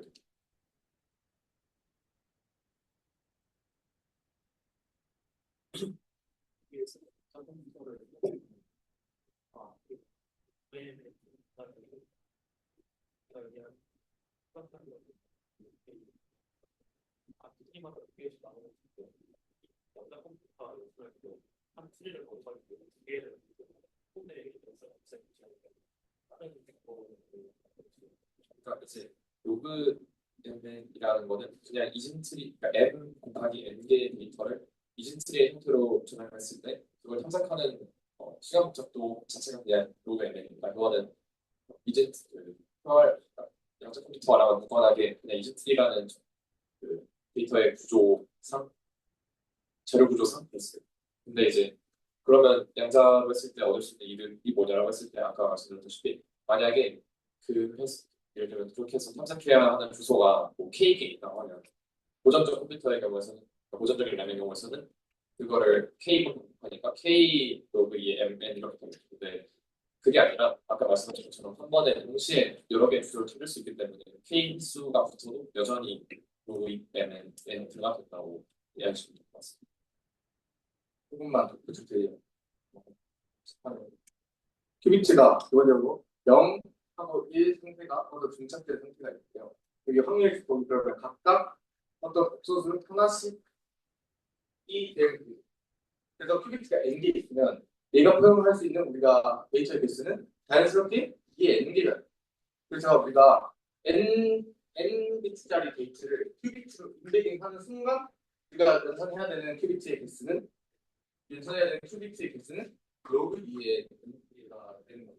그리고 로그 2의 n개가 되면은 이제 큐비트에 있으니까 우리가 양자 병렬성 얘기하듯이 우리가 모든 상태를 다 중첩된 상태로 만들어서 얘를 그냥 서킷을 돌리기만 하면 되는 문제거든요. 그래서 여기에 대한 시간은 별로 걸리지 않고요. 그래서 결과적으로 저기에서 사용되는 로그 스케일 시간이 모두 이 데이터들을 준비하거나 읽어내는데 걸리는 시간이 대부분이라고 합니다. 그래서 로그 2의 n이라는 스케일이 나오게 되고 조금 더 치료를 받습니다.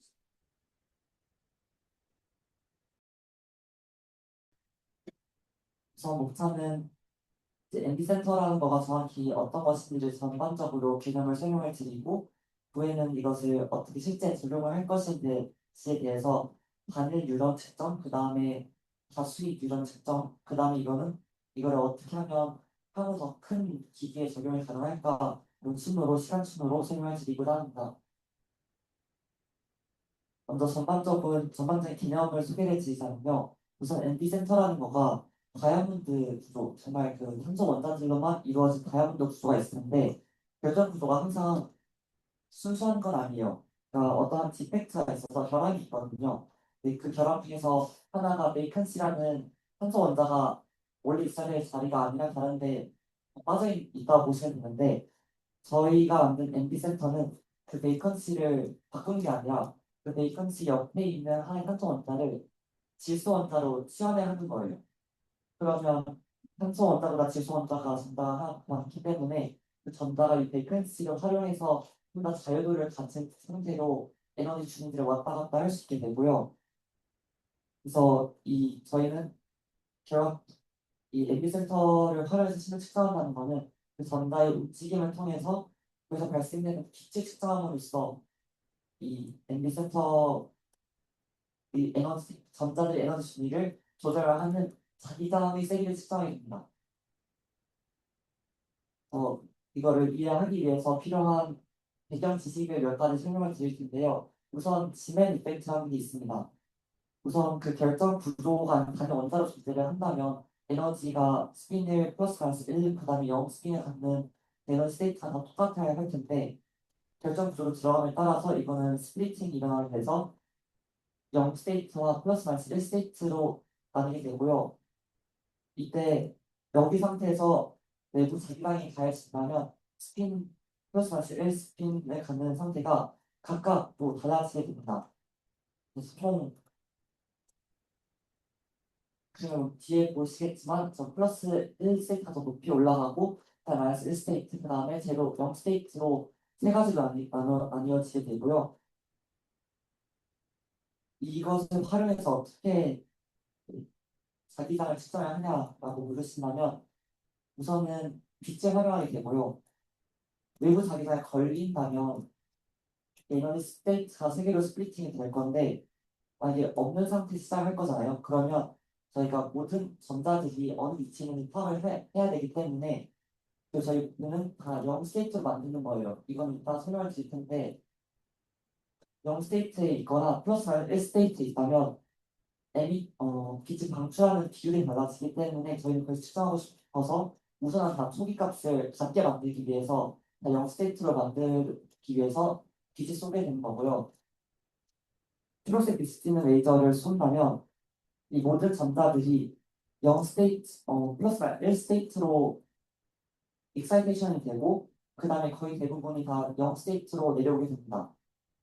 그래서 이렇게 한다면 모든 전자들이 0 스테이트에 있다는 것을 저희는 어느 정도 확신을 할 수 있는 상태가 되고요.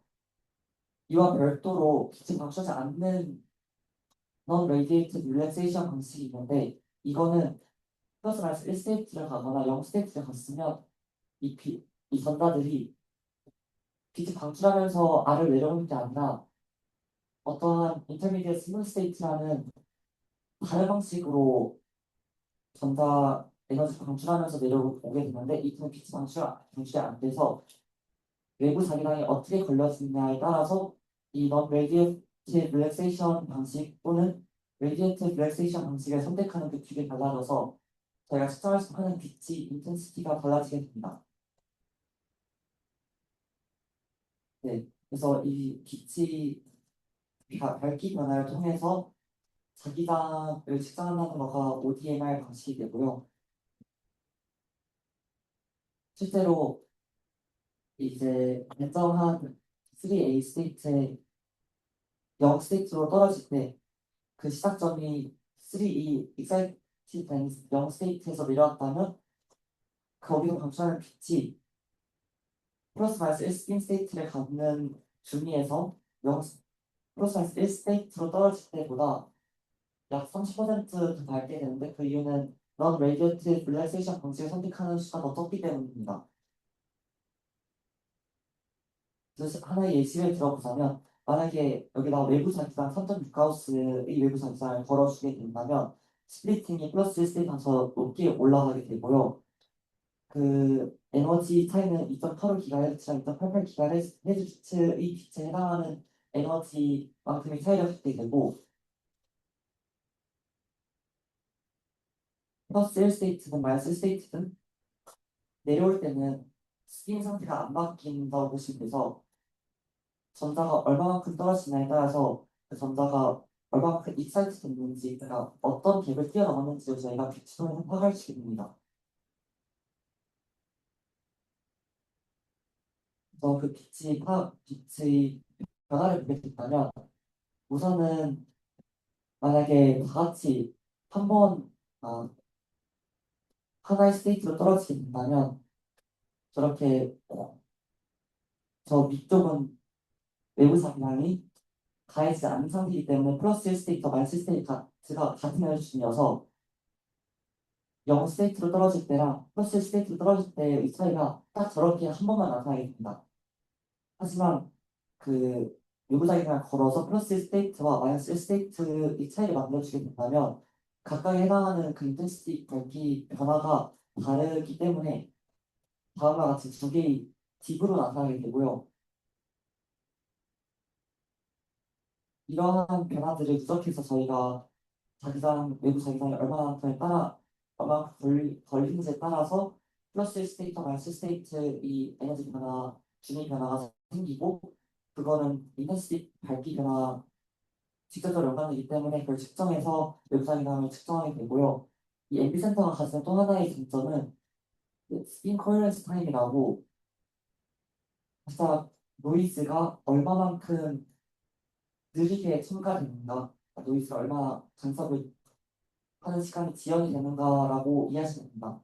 그러니까 아주 초창기는 저희가 이니시에이션을 초록 레이저 빛을 했기 때문에 전부 다 일관된 형태로 노이즈가 거의 없이 측정할 수 있지만 시간이 지남에 따라서 이제 플러스 1 스테이트에서 non-radiative relaxation 방식을 선택하는 방식이 약 절반 정도가 있다고 합니다. 그래서 그 절반이 점점 섞이게 된다면 결국에는 모두 다그 non-radiative relaxation 방식을 선택하게 되면서 빛의 인텐시티가 점점 사라지기 때문에 그거를 노이즈가 섞인다고 생각하시면 되고, 하지만 그렇게 되면 그 순간이 밀리세컨드 단위예요. 그래서 제 측정하는 이 인텐시티 변화는 나노 세컨드 단위에서 일어나기 때문에 그러한 빛이 밝히기 측정하지 못하는 단계에 이르기 전까지 한 몇백 번 정도 측정할 수 있기 때문에 통계적으로 유의미한 데이터를 파악할 수 있어서 이 MB 센터가 노이즈가 적은 상태로 여러 번 측정할 수 있다는 데에서 강점을 갖고 있게 됩니다. 다음으로는 이제 시간의 흐름에 따라서 어떻게 연구가 가능 유런에서 멀티플 유런, 그 다음에 실제 전력까지 이어지는지를 설명을 드리게 될 겁니다. 먼저 처음으로는 단일 뉴런에서 어떻게 측정을 하는지 설명을 드리겠습니다. 우리가 단일 뉴런의 활동을 측정할 때 가장 키가 되는 테크놀로지가 ODMR인데, 여기서 이걸 보시면 알 수 있듯이 앞에서 설명해 주신 그 다이아몬드에 있는 MB 센터의 초록색 빛을 방사를 해서 그거를 가지고 빛을 이용해서 측정해내는 방식이 ODMR이고, 그래서 ODMR은 Optical Detected Magnetic Resonance, 요거의 줄임말입니다.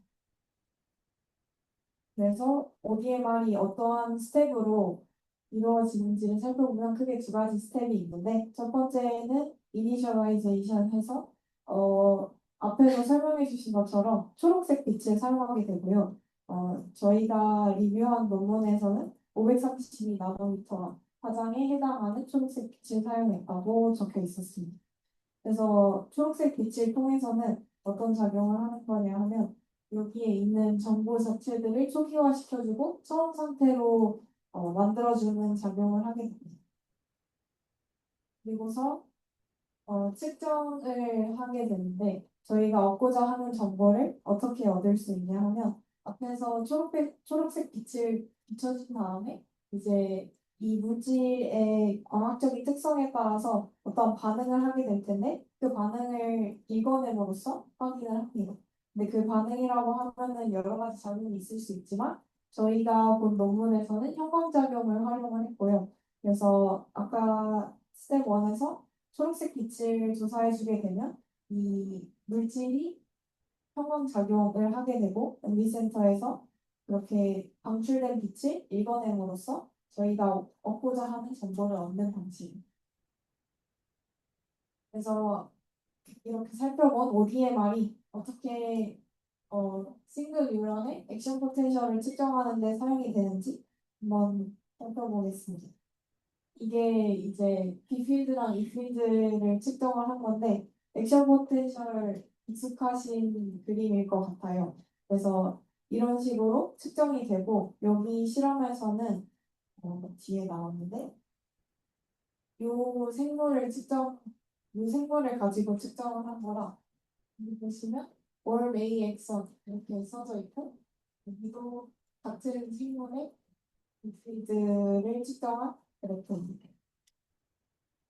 그래서 어떻게 하나의 뉴런의 활동을 측정하냐고 하면은, 이 하나의 뉴런이라고 하지만 저희가 사용한 그 월A는 엄청 큰 액선을 가지고 있거든요. 그래서 이렇게 실험 세팅이 되어 있는데, 여기서 이쪽하고 저쪽 양쪽에서 번갈아 가면서 자극을 주게 되고, 동시에 준 건 아니고 이쪽에서도 주고 저쪽에서도 줘서 이 측정 방법 자체가 견고하다는 거를 논문에서 증명하고 있었습니다. 그래서 구조를 간단하게 말씀드리면 위에다가 샘플을 놓고 그 밑에 다이아몬드가 지금 있는 상태이고요. 이 필드를 이렇게 걸어주어서 그거에 대한 작용을 요 사진에는 없지만 위에서 읽어내는 그런 상태입니다. 그래서 피규어를 조금 더 살펴보면 이런 식으로 있고 저기 피규어 A랑 피규어 B에 있는 게 동그라미 쳐져 있는 부분이 엑선인데 그 다이아미터 직경이 400 마이크로미터일 정도로 굉장히 큰 엑선을 가지고 있는 친구고 그래서 얘가 마린 프레임워크이라고 해서 앞에 그래프에서는 월 A라고 되어 있던 생물입니다. 그래서 여기서도 보실 수 있듯이 양쪽에서 이렇게 자극을 줬고 그거를 측정을 한 연구했습니다. 그래서 만약에 MV 센터 센서가 인비버 스터디스가 몸 안에 색체 내에서 일어나는 일들에 대해서 연구를 할 때 사용을 할 수 있게 된다면 이게 비침습적인 방법이기 때문에 큰 장점을 갖게 되고 그리고 아무래도 생체 내부에서 비침습적으로 그냥 바로 사용할 수 있는 방법이기 때문에 이 세포 하나의 활동을 측정하기 위해서 해부를 하거나 라벨링을 하거나 또 염색을 하거나 이러한 부가적인 활동들이 필요가 없어져서 그런 것도 장점이 있고 그리고 기존의 것들 fMRI라던가 PET라던가 이런 것들은 장기적인 관찰이 조금 어려운 상황인데 이 MB 센터를 이용한다면 장기적인 연구에도 사용을 할 수 있다는 게 큰 장점이 될 것입니다. 그래서 아주 좋은 기술이지만 아직까지는 기술적 난제가 많이 존재를 해서 그 기술적 난제를 몇 가지 살펴보도록 하겠습니다. 첫 번째 문제로는 민감도 향상에 문제가 있습니다. 그래서 액션 포텐셜을 실시간으로 지금 정확하게 측정하는 데까지는 기술이 아직 미치지 못한 상태여서 여기 E 피겨랑 F 피겨를 보시면 제일 위에 있는 친구가 우리가 이렇게 측정이 될 거다 예상하는 그래프이고 그 밑에 있는 것들이 각각 다른 생명체에서 실험을 했을 때 얻은 그래프들입니다. 그래서 대략적으로 개형은 비슷하지만 좀 노이즈도 있고 이런 걸 확인하실 수 있어요.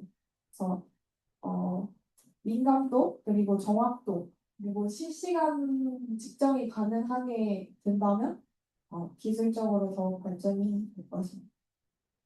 그리고 두 번째 문제로는 이미지 해상도 문제가 있는데 아직까지는 앞에서 보신 것처럼 그다지 기술이 정교하지는 않아서 이게 실제로 사용할 수 있을 정도의 레졸루션을 가지고 있지는 않다고 논문에서 말하고 있었고 그래서 그거를 실제로 사용하기 위해서는 마이크로미터 정도 스케일까지 해상도를 높이면 좋겠다라고 하면서 제시한 방법이 기존에 있는 기술인 MEG의 요 이미징 기술을 가져와서 종합을 시킨다면 이거를 이미지 레솔루션을 높일 수 있을 것이다 라고 논문에서 제안하고 있었습니다.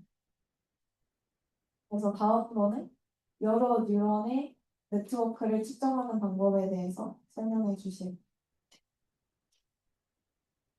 이제 앞에서 단일 뉴런에 대한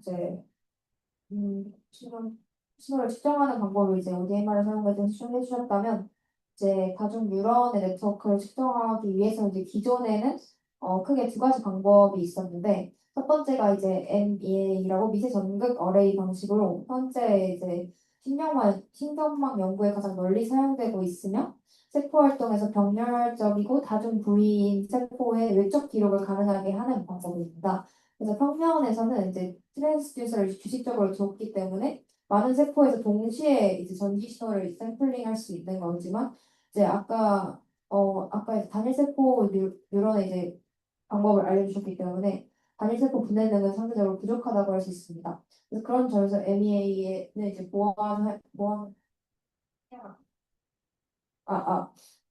그다음에 두 번째 방법이 이제 패치 클램핑인데 이거 단일 뉴런에서 단일 이온 채널까지 이제 높은 시간 보내는 기록이 가능하지만 실험적으로는 상당히 어려운 점이 있고 집단적인 뉴런에서는 또 연구가 어렵기 때문에 이걸 적절히 보완한 이제 방법이 이제 필요하다고 이제 그 필요성이 요구돼서 이제 다음 논문에서 이제 소개를 하고 있습니다.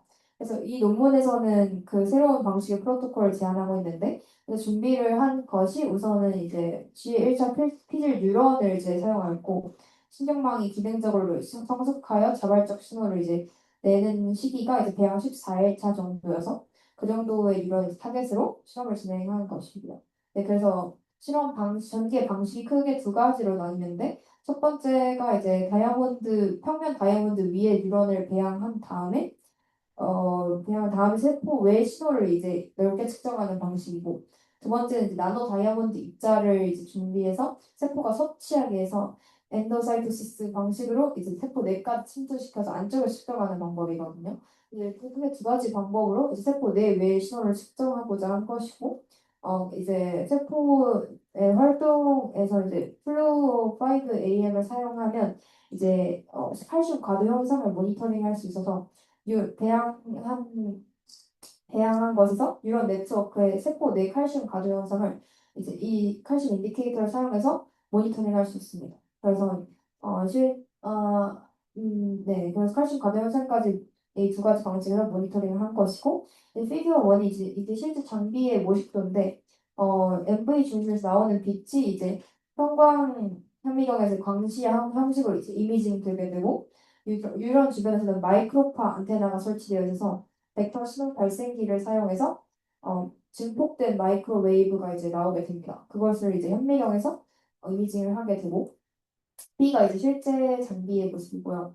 아까 설명했듯이 A와 B에서 이렇게 평면 다이아몬드에서 이제 배양을 시키는 것과 내부에 다이아몬드를 섭취하게 해서 하는 방식이 이렇게 크게 두 개로 이제 이렇게 그려져 있고요.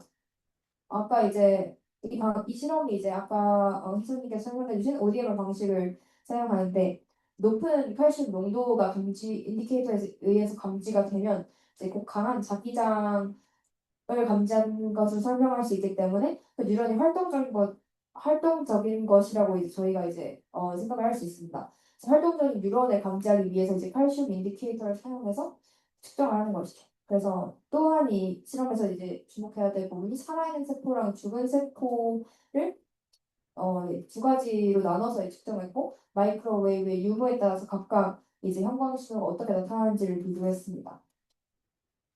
네, 그 다음에 이게 그 부분이고요. 살아있는 세포와 죽은 세포를 이제 형광 신호를 비교했다는 부분이고 그 결과 이제 어떻게 나오냐면 피규어 3이 이제 나노 다이아몬드랑 다이아몬드 플레이트 이렇게 두 가지 방식의 배양 14일 후에 형광 이미지를 보여주는 것인데요. 그 초록색으로 된 게 이제 형광 이미지인데 파란색이 이제 세포 내의 핵이고 녹색이 이제 튜뷸린 단백질입니다. 그래서 DIC 현미경을 사용해서 세포 이미지를 저렇게 이제 볼 수 있고 이게 이제 배양 흡사일 후에 피질 신경 네트워크에서 예상되는 미리 이미지가 있을 건데 그 세포의 형태 및 네트워크 구조랑 일치하는 것을 이제 알 수 있었습니다. 또한 이제 피규어 4는 이제 아까 말했던 플루 5AM 로딩을 사용해서 칼슘 과도 현상을 이제 측정해서 이렇게 그래프로 나타나는 것입니다.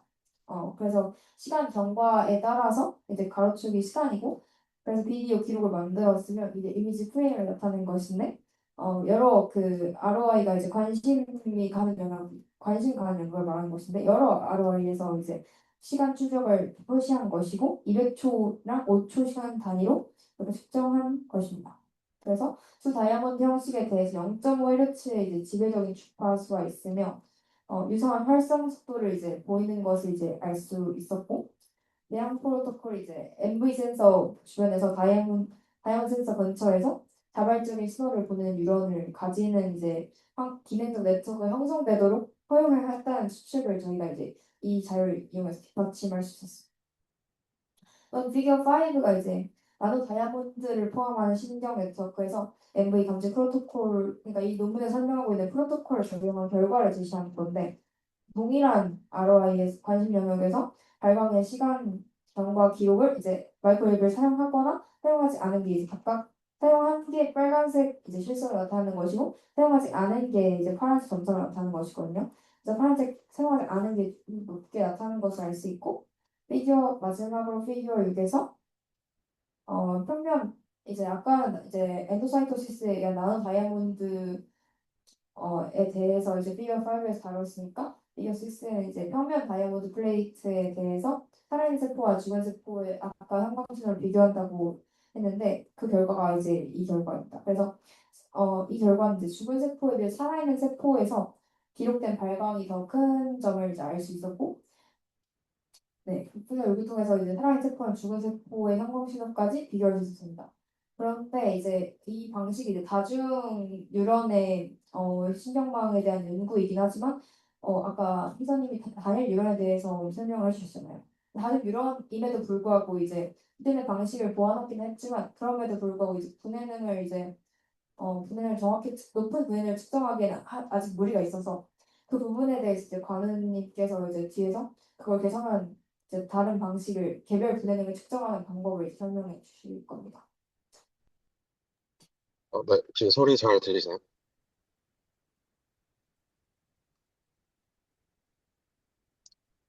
네. 저는 여기서 일반적으로 바이올로지컬한 환경에 연필 센서를 적용하기 위해서는 그, 여기 보이시는 EEG 그림처럼 여러 개의 센서를 사용하는 게 필연적이 되는데요. 이 경우에, 앞에서 사용했던 그 논문의 방식 같은 경우는 여러 개의 연필 센서를 사용하겠지만, 단순히 클래시컬하게 얻어진 그 자기장 정보들을 역비교사바르로 전반적으로 평균값을 이용해서 매핑을 한 것이기 때문에 그 평균을 내는 과정에서 많은 정보의 로스가 생기게 됩니다. 그래서 이 부분을 보완하고 양자 센서가 가지는 이론적인 이점을 보완하기 위해서 어떤 것들이 가능한지 설명을 드리도록 하겠습니다. 먼저 다음 슬라이드를 보시면, 네, 여기서는 먼저 그 두 개의 MP 센서를 사용할 때, 여기서 잴 수 있는 자기장에 관한 내용입니다. 그래서 일반적으로 두 개의 MP 센서에서 각각의 위치, 시간이 다른 두 개의 샷, B1 T1과 B2 T2를 찍는다고 할 때, 고전적인 방식의 센서에서는 얘네를 전체 평균을 내기 때문에 이러한 스페이셜 템포럴한 데이터에 대해서 그리고 글로벌하고 로컬한 데이터의 차이에 대해서 유의미한 정보를 얻기 어렵습니다. 하지만 저희 여기서 양자 센서의 특징을 이용해서 이 B1 T1과 B2 T2의 이 투포인트 코릴레이터 정보를 얻음으로써 얘네의 글로벌한 정보와 로컬한 자기장의 차이를 얻는 것을 목표로 합니다. 그래서 다음 그림을 보시면 여기 그림 A와 B에 보면 이 두 가지 A에 나와 있는 두 개의 센서가 각각 얼원과 얼트의 위치에 있고 이 두 개는 서로 스페셜하게 떨어져 있고 서로 그 코릴레이터 되지 않은 상태로 가정합니다. 여기에 어떤 공통의 자기장 정보가 주어졌을 때 여기서 얘네가 그 받는 정보들을 혼합해서 저는 이 전체 자기장의 코베리언스를 측정하는 거를 목표로 합니다. 여기서는 이 실험에서는 먼저 시간적인 차이는 없다고 보고 위치만 다른 상황이라고 보고요. 그래서 그림 C에서 보는 것처럼 그 XY 프로토콜은 동시에 시행을 해서 이 두 가지 측정을 동시에 하는 거를 기준으로 합니다. 그래서 여기서 얻어지는 이 D 그림의 코베리언스를 바탕으로 했을 때 아래에 있는 이 그림을 보시면 싱글 앰플 센서를 기준으로 했을 때의 디텍션과 듀얼 앰플 센서의 디텍션으로 했을 때 그 아래쪽에 보시면 둘 사이의 코릴레이션에 해당하는 항을 확인할 수 있다는 걸 알게 됩니다. 네, 그래서 다음 내용을 보시면 그래서 이 부분을 조금 더 자세히 설명을 해보자면 먼저 전체 글로벌하게 전역적인 자기장인 BC가 주어져 있다고 가정합니다. 그다음에 여기서 그 위치가 달라지는 거에 따라서 당연히 로컬한 자기장항이 생기기 때문에 그거를 각각 B1과 L2로 사용을 하게 되고요. 그래서 저희가 각각의 샷에서 얻게 되는 자기장 정보는 각 두 센서에서 B1과 B2 센서에 대한 정보를 얻게 됩니다. 그래서 이 S1과 S2로 얻어지는 샷들을 각각을 평균 내는 것이 아니라 각각 샷2샷 코버런스를 각각 재서 그 전체 N개의 샷에서는 그 N개의 코버런스 정보를 얻을 수 있도록 하는 것이 주요 골자입니다. 그래서 다음 슬라이드를 보시면 여기에 있는 저희는 이 코릴레이션을 피어슨 코릴레이션으로 정의를 하게 되는데요. 여기에 나와 있는 이 R 값이 저희가 최종적으로 제일 보고 싶은 이 둘 사이의 어떤 자기장의 코릴레이션이라고 보시면 됩니다. 네, 그래서 그 다음에 코릴레이션 시그널에 대한 슬라이드를 보시면 이렇게 정의가 되고요. 요게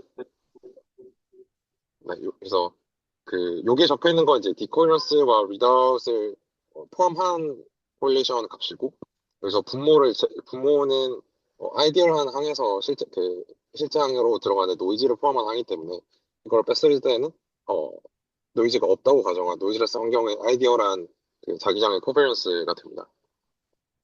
네, 그래서 각각의 정의는 위에 적힌 것 같습니다. 수학적인 증명은 지금 넘어가도록 하겠습니다. 그 다음에 그 다음 실험을 보시면 여기서는 똑같이 이제 그림 A에서 보시는 것처럼 앰플센터 그 센서 두 개를 동시에 같은 방향으로 움직이게 설정하고 서로 안티커뮤니티한 방식으로 움직이도록 설정한 이제 두 가지 상황이고요. 한쪽에만 그 아래 그림 보이는 것처럼 그 중간에 리셋을 달아줘서 얘네를 초기화시켜 줍니다. 그래서 그 왼쪽에 보이시는 것처럼 이런 그 인터퍼스 스페이싱에 따라서 얘네들 사이 코릴레이션을 재게 되면 앞서 말했던 것과 같은 결과가 나오신다는 걸 그래프에서 확인하실 수 있습니다.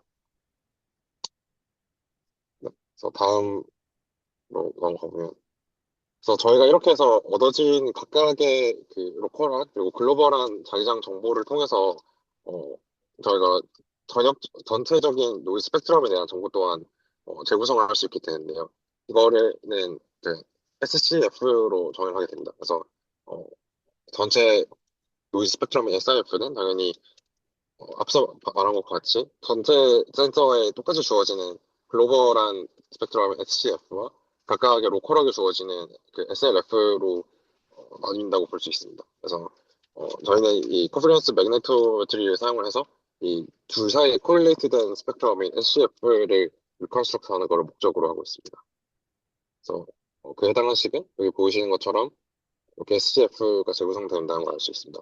이 식은 그 앞서 설명드렸던 이퀘이션 1으로부터 특정한 조건들을 고정시키고 역으로 그 스펙트럼에 대해서 식을 전개하면 나오게 되는데요.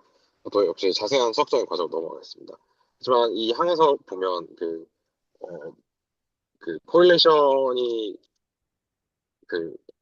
R 값이 클수록 SCF는 작아지고 이런 플러시벌한 관계들이 수학적으로 확인됨을 알 수 있습니다. 그래서 다음 그림을 보면 이거는 실제로 여기서 한 가지 예시를 들어서 했던 실험에서 똑같이 S1과 S2를 쟀을 때 그 두 가지 정보를 사용해서 전체 SCF를 리컨스트럭트한 결과라고 보시면 됩니다. 그래서 수학적으로 정의된 것과 실험적으로 밝혀진 값이 병에서 일치한다는 걸 확인할 수 있습니다. 네. 방금까지는 저희에서 시간적으로는 분리되어 있지 않고 스페이셜하게 다른 두 환경에 대해서만 다루게 되었는데요. 저희가 지금 목적으로 하고자 하는 그 생체에서의 자기장 신호, 좀 더 정확하게는 그 심장의 그 커디오 매그네토메트리나 아니면 뉴런 액티비티의 자기장 같은 경우는 스페이셜 템포럴한 데이터이기 때문에 시간에 관해서도 해석하는 것이 중요합니다. 그래서 여기서는 저희가 앞서 했던 걸 한 단계 나아가서 두 가지 그 양자 센서 각각 T1과 T2라는 서로 다른 시점에 샷을 찍었을 때 그래서 그 T2팩이 T5만큼의 타임 진리가 있을 때의 그 코릴레이션을 재는 것을 같은 목표로 합니다. 그래서 아래쪽에 그 다음 페이지 그림을 보시게 되면 네, 그래서 여기 B 슬라이드의 B 부분에 보시면 그만큼의 타임 딜레이가 있는 상황에서 그 두 번째 엠비 센서의 그 다이나믹 디커플링 그 프로시저를 시작하는 것을 확인할 수 있습니다. 그래서 그렇게 되면 C와 D처럼 진동 감쇄하는 형태로 T 딜레이에 따라서 코릴레이션이 나오게 되고 이 코릴레이션에 대한 식은 앞서 적었던 식의 타임항을 더해주면 되게 됩니다. 지금 네, 다음 슬라이드를 보시면 네, 그 마지막에 이 타임항이 적힌 식이 아마 빠진 것 같은데 그래서 이 최종적으로는 이 시간과 그 공간 정보가 모두 다를 때 이 두 가지 샷 사이의 코베리어스를 재는 것을 목표로 하고 이거를 잼으로써 저희는 두 개의 MP 센서가 있을 때 기존의 각각의 고전적인 센서의 평균을 내는 방식으로는 접근하지 못했던 어, 보다 일반적인 로컬한 그다음에 글로벌한 스페이셜 템포럴 정보를 나눠서 분석을 할 수 있다는 걸 알 수 있게 됩니다. 다음 타임 슬라이드를 보시면 그래서 지금까지 저희가 다뤘던 거는 이 두 가지 센서만을 사용했을 때 어떻게 그, 어, 그 고전적인 센서로 알 수 없었던 자기장에 관한 정보를 얻을 수 있는지에 관한 이론적인 근거일까요? 여기서는 DQS라고 불리는 디스트리뷰티드 퀀텀 센싱이라고 불리는 보다 전역적인 함수를 측정하는 것에 대해서 간단하게만 설명해 보도록 하겠습니다. 그래서 여기서는 이제 M개의 스페셜하게 세퍼레이트된 센서가 있다고 가정을 하고 이 각각은 서로 다른 모듈을 가지고 있습니다. 그래서 각각은 어떤 로컬 파라미터를 제게되고 저 이 로컬 파라미터로 얻은 정보들을 통해서 어떤 이 파라미터로 이루어진 글로벌 펑션을 측정하는 것을 목표합니다. 그래서 아래쪽에 보시면 이 웨이티드 리니어 펑션의 형태로 저희가 알고 싶은 타깃 파라미터가 주어져 있습니다. 그래서 이 클래시컬한 센싱 인 DCS와 이 퀀텀 센서를 썼을 때 이 DQS 스케일링에서 어떤 차이가 있는지 이론적으로 설명해 드리도록 하겠습니다. 다음 슬라이드 보시면 여기서 스페셜 케이스라고 되어 있는 거는 앞서 말씀드렸던 각각의 M개의 노드들에서 여기에 동일한 웨이트가 주어져 있는 상황이라고 보시면 됩니다. 그래서 이들 사이의 웨이트 차이는 고려하지 않은 상황이고요. 여기서는 퓨어 로스 채널로 정보가 소실된다고 보고 여기서는 보글리우고프 트랜스포머 형태를 따라서 환경과 인터그먼트가 생기는 과정으로 그만큼의 트랜스미티비티를 에타라는 코에피션트로 정의를 하게 됩니다. 그래서 일반적으로 이제 클래시컬한 센서들을 사용한 DCS 같은 경우는 이런 세퍼러블한 가우시안 인풋을 넣었을 때 저희가 최종적인 알 수 있는 자율적인 파라미터를 보는 값이 7번에 주어지는 식과 같이 나오게 됩니다. 근데 DQS 같은 경우는 센서들 간의 인탱글먼트가 가능하기 때문에 이 인탱글먼트를 걸었을 때는 이제 6번과 같은 식으로 나오게 됩니다. 그래서 이거를 이제 에타를 1로 보내서 로스레스한 상황으로 상황으로 극한을 보내보면 저희가 일반적으로 알고 있는 DCS의 경우에는 루트 n분의 1이라는 고전적인 한계를 얻게 되고 그다음에 DQS 같은 경우는 n분의 1이라는 하이젠베르크 한계를 얻게 됩니다. 그래서 네, 제가 반대로 설명드릴게요. 그래서 각각 n분의 1과 루트 n분의 1의 한계를 얻게 됩니다. 그래서 여기서 봤을 때 이 전체 웨이트가 똑같은 상황에서 센시티비티가 루트 n배만큼 고전적인 센서에 비해서 퀀텀 센서에서 하나의 장점이 있다고 볼 수 있습니다. 자, 그다음에 다음 페이지에 제너럴한 DQS를 보면 이거는 마찬가지인 상황에서 여기서는 각각의 글로벌 모드마다 서로 다른 웨이트가 WM으로 주어져 있는 상황으로 보시면 되는데요. 이때는 옵티멀하게 인테그먼트를 걸은 상황에서 가우시안 프로브를 가정했을 때 이 옵티멀한 인테그먼트는 또한 수학적으로 정의할 수 있는데 여기서는 표현하지는 않겠습니다. 그래서 이 경우에는 앞서 보여드렸던 항이 12번의 식과 같이 이볼브함을 알 수 있습니다. 그래서 여전히 이렇게 서로 웨이트가 다른 상황을 가정했을 때에도 인테그먼트는 DCS에 비해서 DQS에서 쿼텀 어드밴티지를 가져온다는 것을 확인할 수 있습니다. 그래서 다음 페이지에 좀 정리를 해보자면 이제 저희가 이렇게 위에 보이시는 식처럼 각각의 파라미터를 가지고 전역적인 파라미터를 알고 하는 유니터리 인코딩을 할 수 있고 고전적인 방식 혹은 저희가 앞서 말했던 것처럼 양자 센서로 각각 에피센터로 각각 측정을 했음에도 얘들이 세퍼러블하게 인디펜던트한 센서를 가정을 했을 때와 그다음에 프로브를 인테그먼트 시켰을 때 각각 루트 n분의 1과 n분의 1만큼의 하이젠베르크 스케일과 SQL에서의 하한이 생긴다는 것을 알 수 있습니다. 따라서 여기서는 이론적인 근거긴 하지만 지금 앞서 실험에서 사용했던 것처럼 한 개의 허등 센서를 재거나 혹은 각각의 세퍼러블하게 사용했을 때와 다르게 이 여러 개를 코릴레이션을 시켰을 때 특정 가능한 분해능의 향상이 있다는 것을 이론적으로 증명할 수 있습니다. 네, 이상입니다.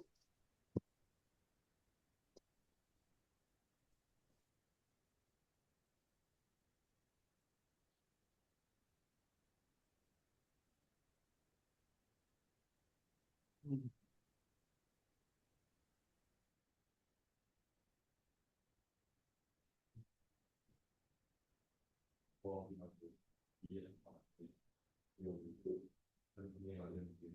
그래서 세포 물리학 활성화 때의 자동차 문제가 있어요.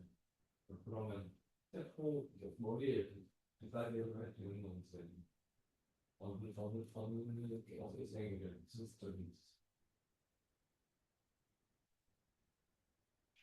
비침습적이라는 게 MV 센터를 머리 바깥에서 그냥 자기장의 변화를 측정하는 데 사용을 할 수 있는 거고, 그리고 이거는 지금 제가 설명한 부분에서는 뉴런을 바깥으로 꺼내 와서 그 하나의 뉴런만을 한 거였는데, 이제 궁극적으로 하고 싶은 거는 MV 센터를 가지고 일종의 MRI 같은, 좀 간이적인 MRI 같은 거를 만들어서 그런 MRI나 아까 뒤에서 보여드렸던 이 MEG 같이 비침습적으로 그냥 그 자기장 신호만을 측정해내서 하는 거를 궁극적으로는 네, 별로 하고 있어서 아까 비침습적이라고 설명을 했습니다. 그러면 그렇게까지 표현 된다면 그냥 말씀하신 MRI처럼 그렇게 해서 뭐 표현 된다는 네, 맞습니다.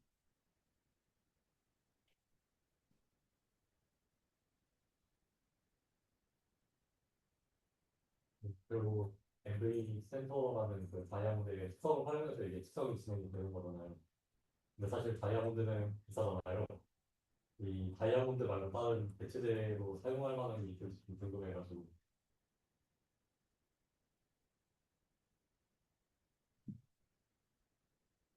일단 아까 보셨던 에너지 스플리팅 스테이트 같은 거 봤을 때는 저게 다이아몬드 특성이면서 그다음에 MG 센터라는 그 특수한 케이스를 갖고 만든 센서이기 때문에 찾아보진 않았지만 아마도 이런 같은 특성을 갖도록 하는 물질을 따로 만들기는 어렵지 않을까 싶은데, 다만 이런 기본적인 그런 에너지 스플리팅과 그다음에 전자 이 에너지 스피닝 스테이트의 변화와 디케이할 때 방사능 빛을 측정할 수 있는 방법이 다른 물질에서도 구현을 할 수 있다면 그건 한번 연구해서 찾아볼 만한 주제인 것 같습니다.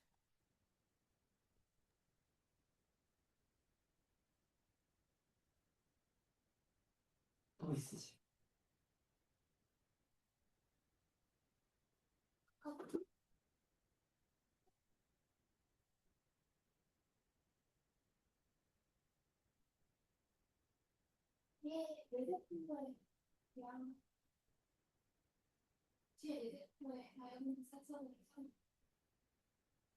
네네. 이 경우에는 이제 뒤에 1차 피지면을 내에서 1차 피지면을 사용한 거고, 이제 나노 다이아몬드 두 번째 방법 같은 경우는 이제 엔도사이토시스가 세포 내에 이제 이제 내 섭취를 이용해 가지고 이제 측정을 한 거지.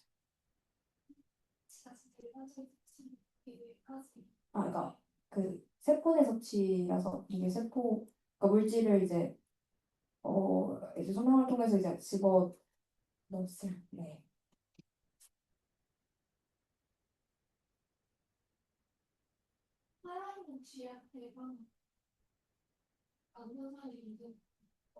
그건 이제 세포 단위로 아마 측정을 한 거라서 네. 이 실험 초반에 윤리적 강요를 시킨다고 나와 있긴 했는데 그 부분까지 윤리적인 그게 걸렸는지 잘 모르겠어요.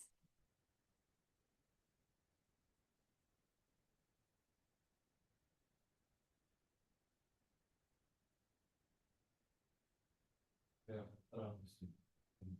마지막 그 흐름이 제 우선이 중요했는데 마지막 스케일링이 그 멀티플이라는 단말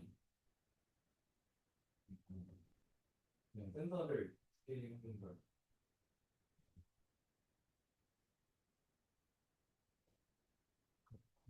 우선 관련해서 설명을 해주실 것 같은데 일단 하실 말이 있다면 줌 모니터링 하시는 분께서 알려주시면 좋을 것 같고 그냥 마이크를 바꿔드리겠습니다. 일단 제가 이해하는 바로는 이제 앞서서 그러한 어떤 특이한 변화를 감지해서 뇌를 래핑할 때 필요한 만큼의 공간 분해능이 안 나오기 때문에 사실은 그게 물리학적으로 하이젠베르크 리미트라는 거에서 걸리지만 저희는 퀀텀 스퀴싱이라는 이 앰비센터와 각각 코베리언스를 활용해서 저희가 누락됐던 정보를 포함시켜서 접근을 한다면 그 하이젠베르크 리미트보다는 더 내려가 더 공간 분해를 좋게 만들 수 있는 방식의 접근을 소개해 주신 거고, 그래서 이걸 실제 엠센터 분석 방식에 적용을 한다면 그 공간 필요한 불행까지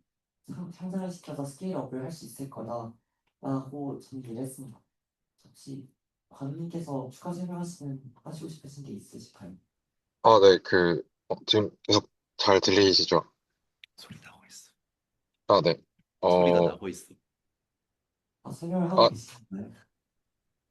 지금 이상하면 소리, 마이크를 꺼서 지금 켜드릴 테니까 다시 설명해 주시면 감사하겠습니다. 네, 제가 아까 전에 PPT에서, SQL과 맨 마지막 슬라이드에 보면 하이젠베르크 그 리밋에 대해서 제가 설명을 해드렸는데요. 이게, 그, 이제, 우선 요거를 얻게 되는 거는 이제 퀀텀 피처 인포메이션을 기반으로 저희가 얻게 되는 그 퀀텀 크레머 라우 바운드의 일종이거든요. 그래서 크레머 라우 바운드라는 게 저희가 어떤 그 센서에서 어떤 파라미터 그 센서가 있고 어떤 양 상태가 있고 거기에 어떤 파라미터가 인코딩이 됐을 때 그 파라미터를 추정할 수 있는 그 추정 오차의 하한이 얼마인가에 관한 내용이라고 보시면 됩니다. 그래서 이 오차 특정하는 거는 그 퀀텀 인포메이션, 피시 인포메이션 QFI 이론을 바탕으로 선정을 하게 되고 그래서 SQL이라는 거는 이제 스탠다드 퀀텀 리밋이라는 건데 이거는 이제 얽히지 않은 어닝탱글먼트 상태를 가정할 때는 여기서 이 추정 오차가 루트 n분의 1로 이제 정의가 됩니다. 그래서 이거를 이제 뭐 션노이즈 리밋이라고도 저희가 설명을 하는데 그래서 이거는 이제 그만큼 오차가 루트 n분의 1보다 더 작아질 수는 없는 거고요. 근데 하이젠베르크 리밋의 경우에는 앞서 말씀드린 것처럼 얘네 사이 얽힘 상태를 허용을 하게 된다면 그 그때는 그 하한이 n분의 1까지로 더 낮아지게 됩니다. 다시 말해서 저희가 더 작은 오차로 이 정보를 전역적인 정보를 얻을 수 있게 되는 거라고 보시면 될 것 같습니다. 그래서 말씀하신 거에서 두 번째 하이젠베르크 리밋에 관한 내용은 개수를 단순히 늘린다라기보다는 개수를 늘렸을 때에도 이 정도의 더 낮아진 오차 하한으로 정의를 할 수 있다는 것에 매우 가깝고 어, 질문하신 내용처럼 좀 더 이 스페이셜 템포럴한 정보에 관한 내용은 제가 첫 번째 부분에 말씀드린 것처럼 이 두 개의 센서를 썼을 때를 가지고 뭐 자기장의 로컬한 정보나 아니면 스페이셜 템포럴 정보를 샷 바이 샷 컨퍼런스로 측정할 수 있다라는 내용에 조금 더 가까울 것 같습니다.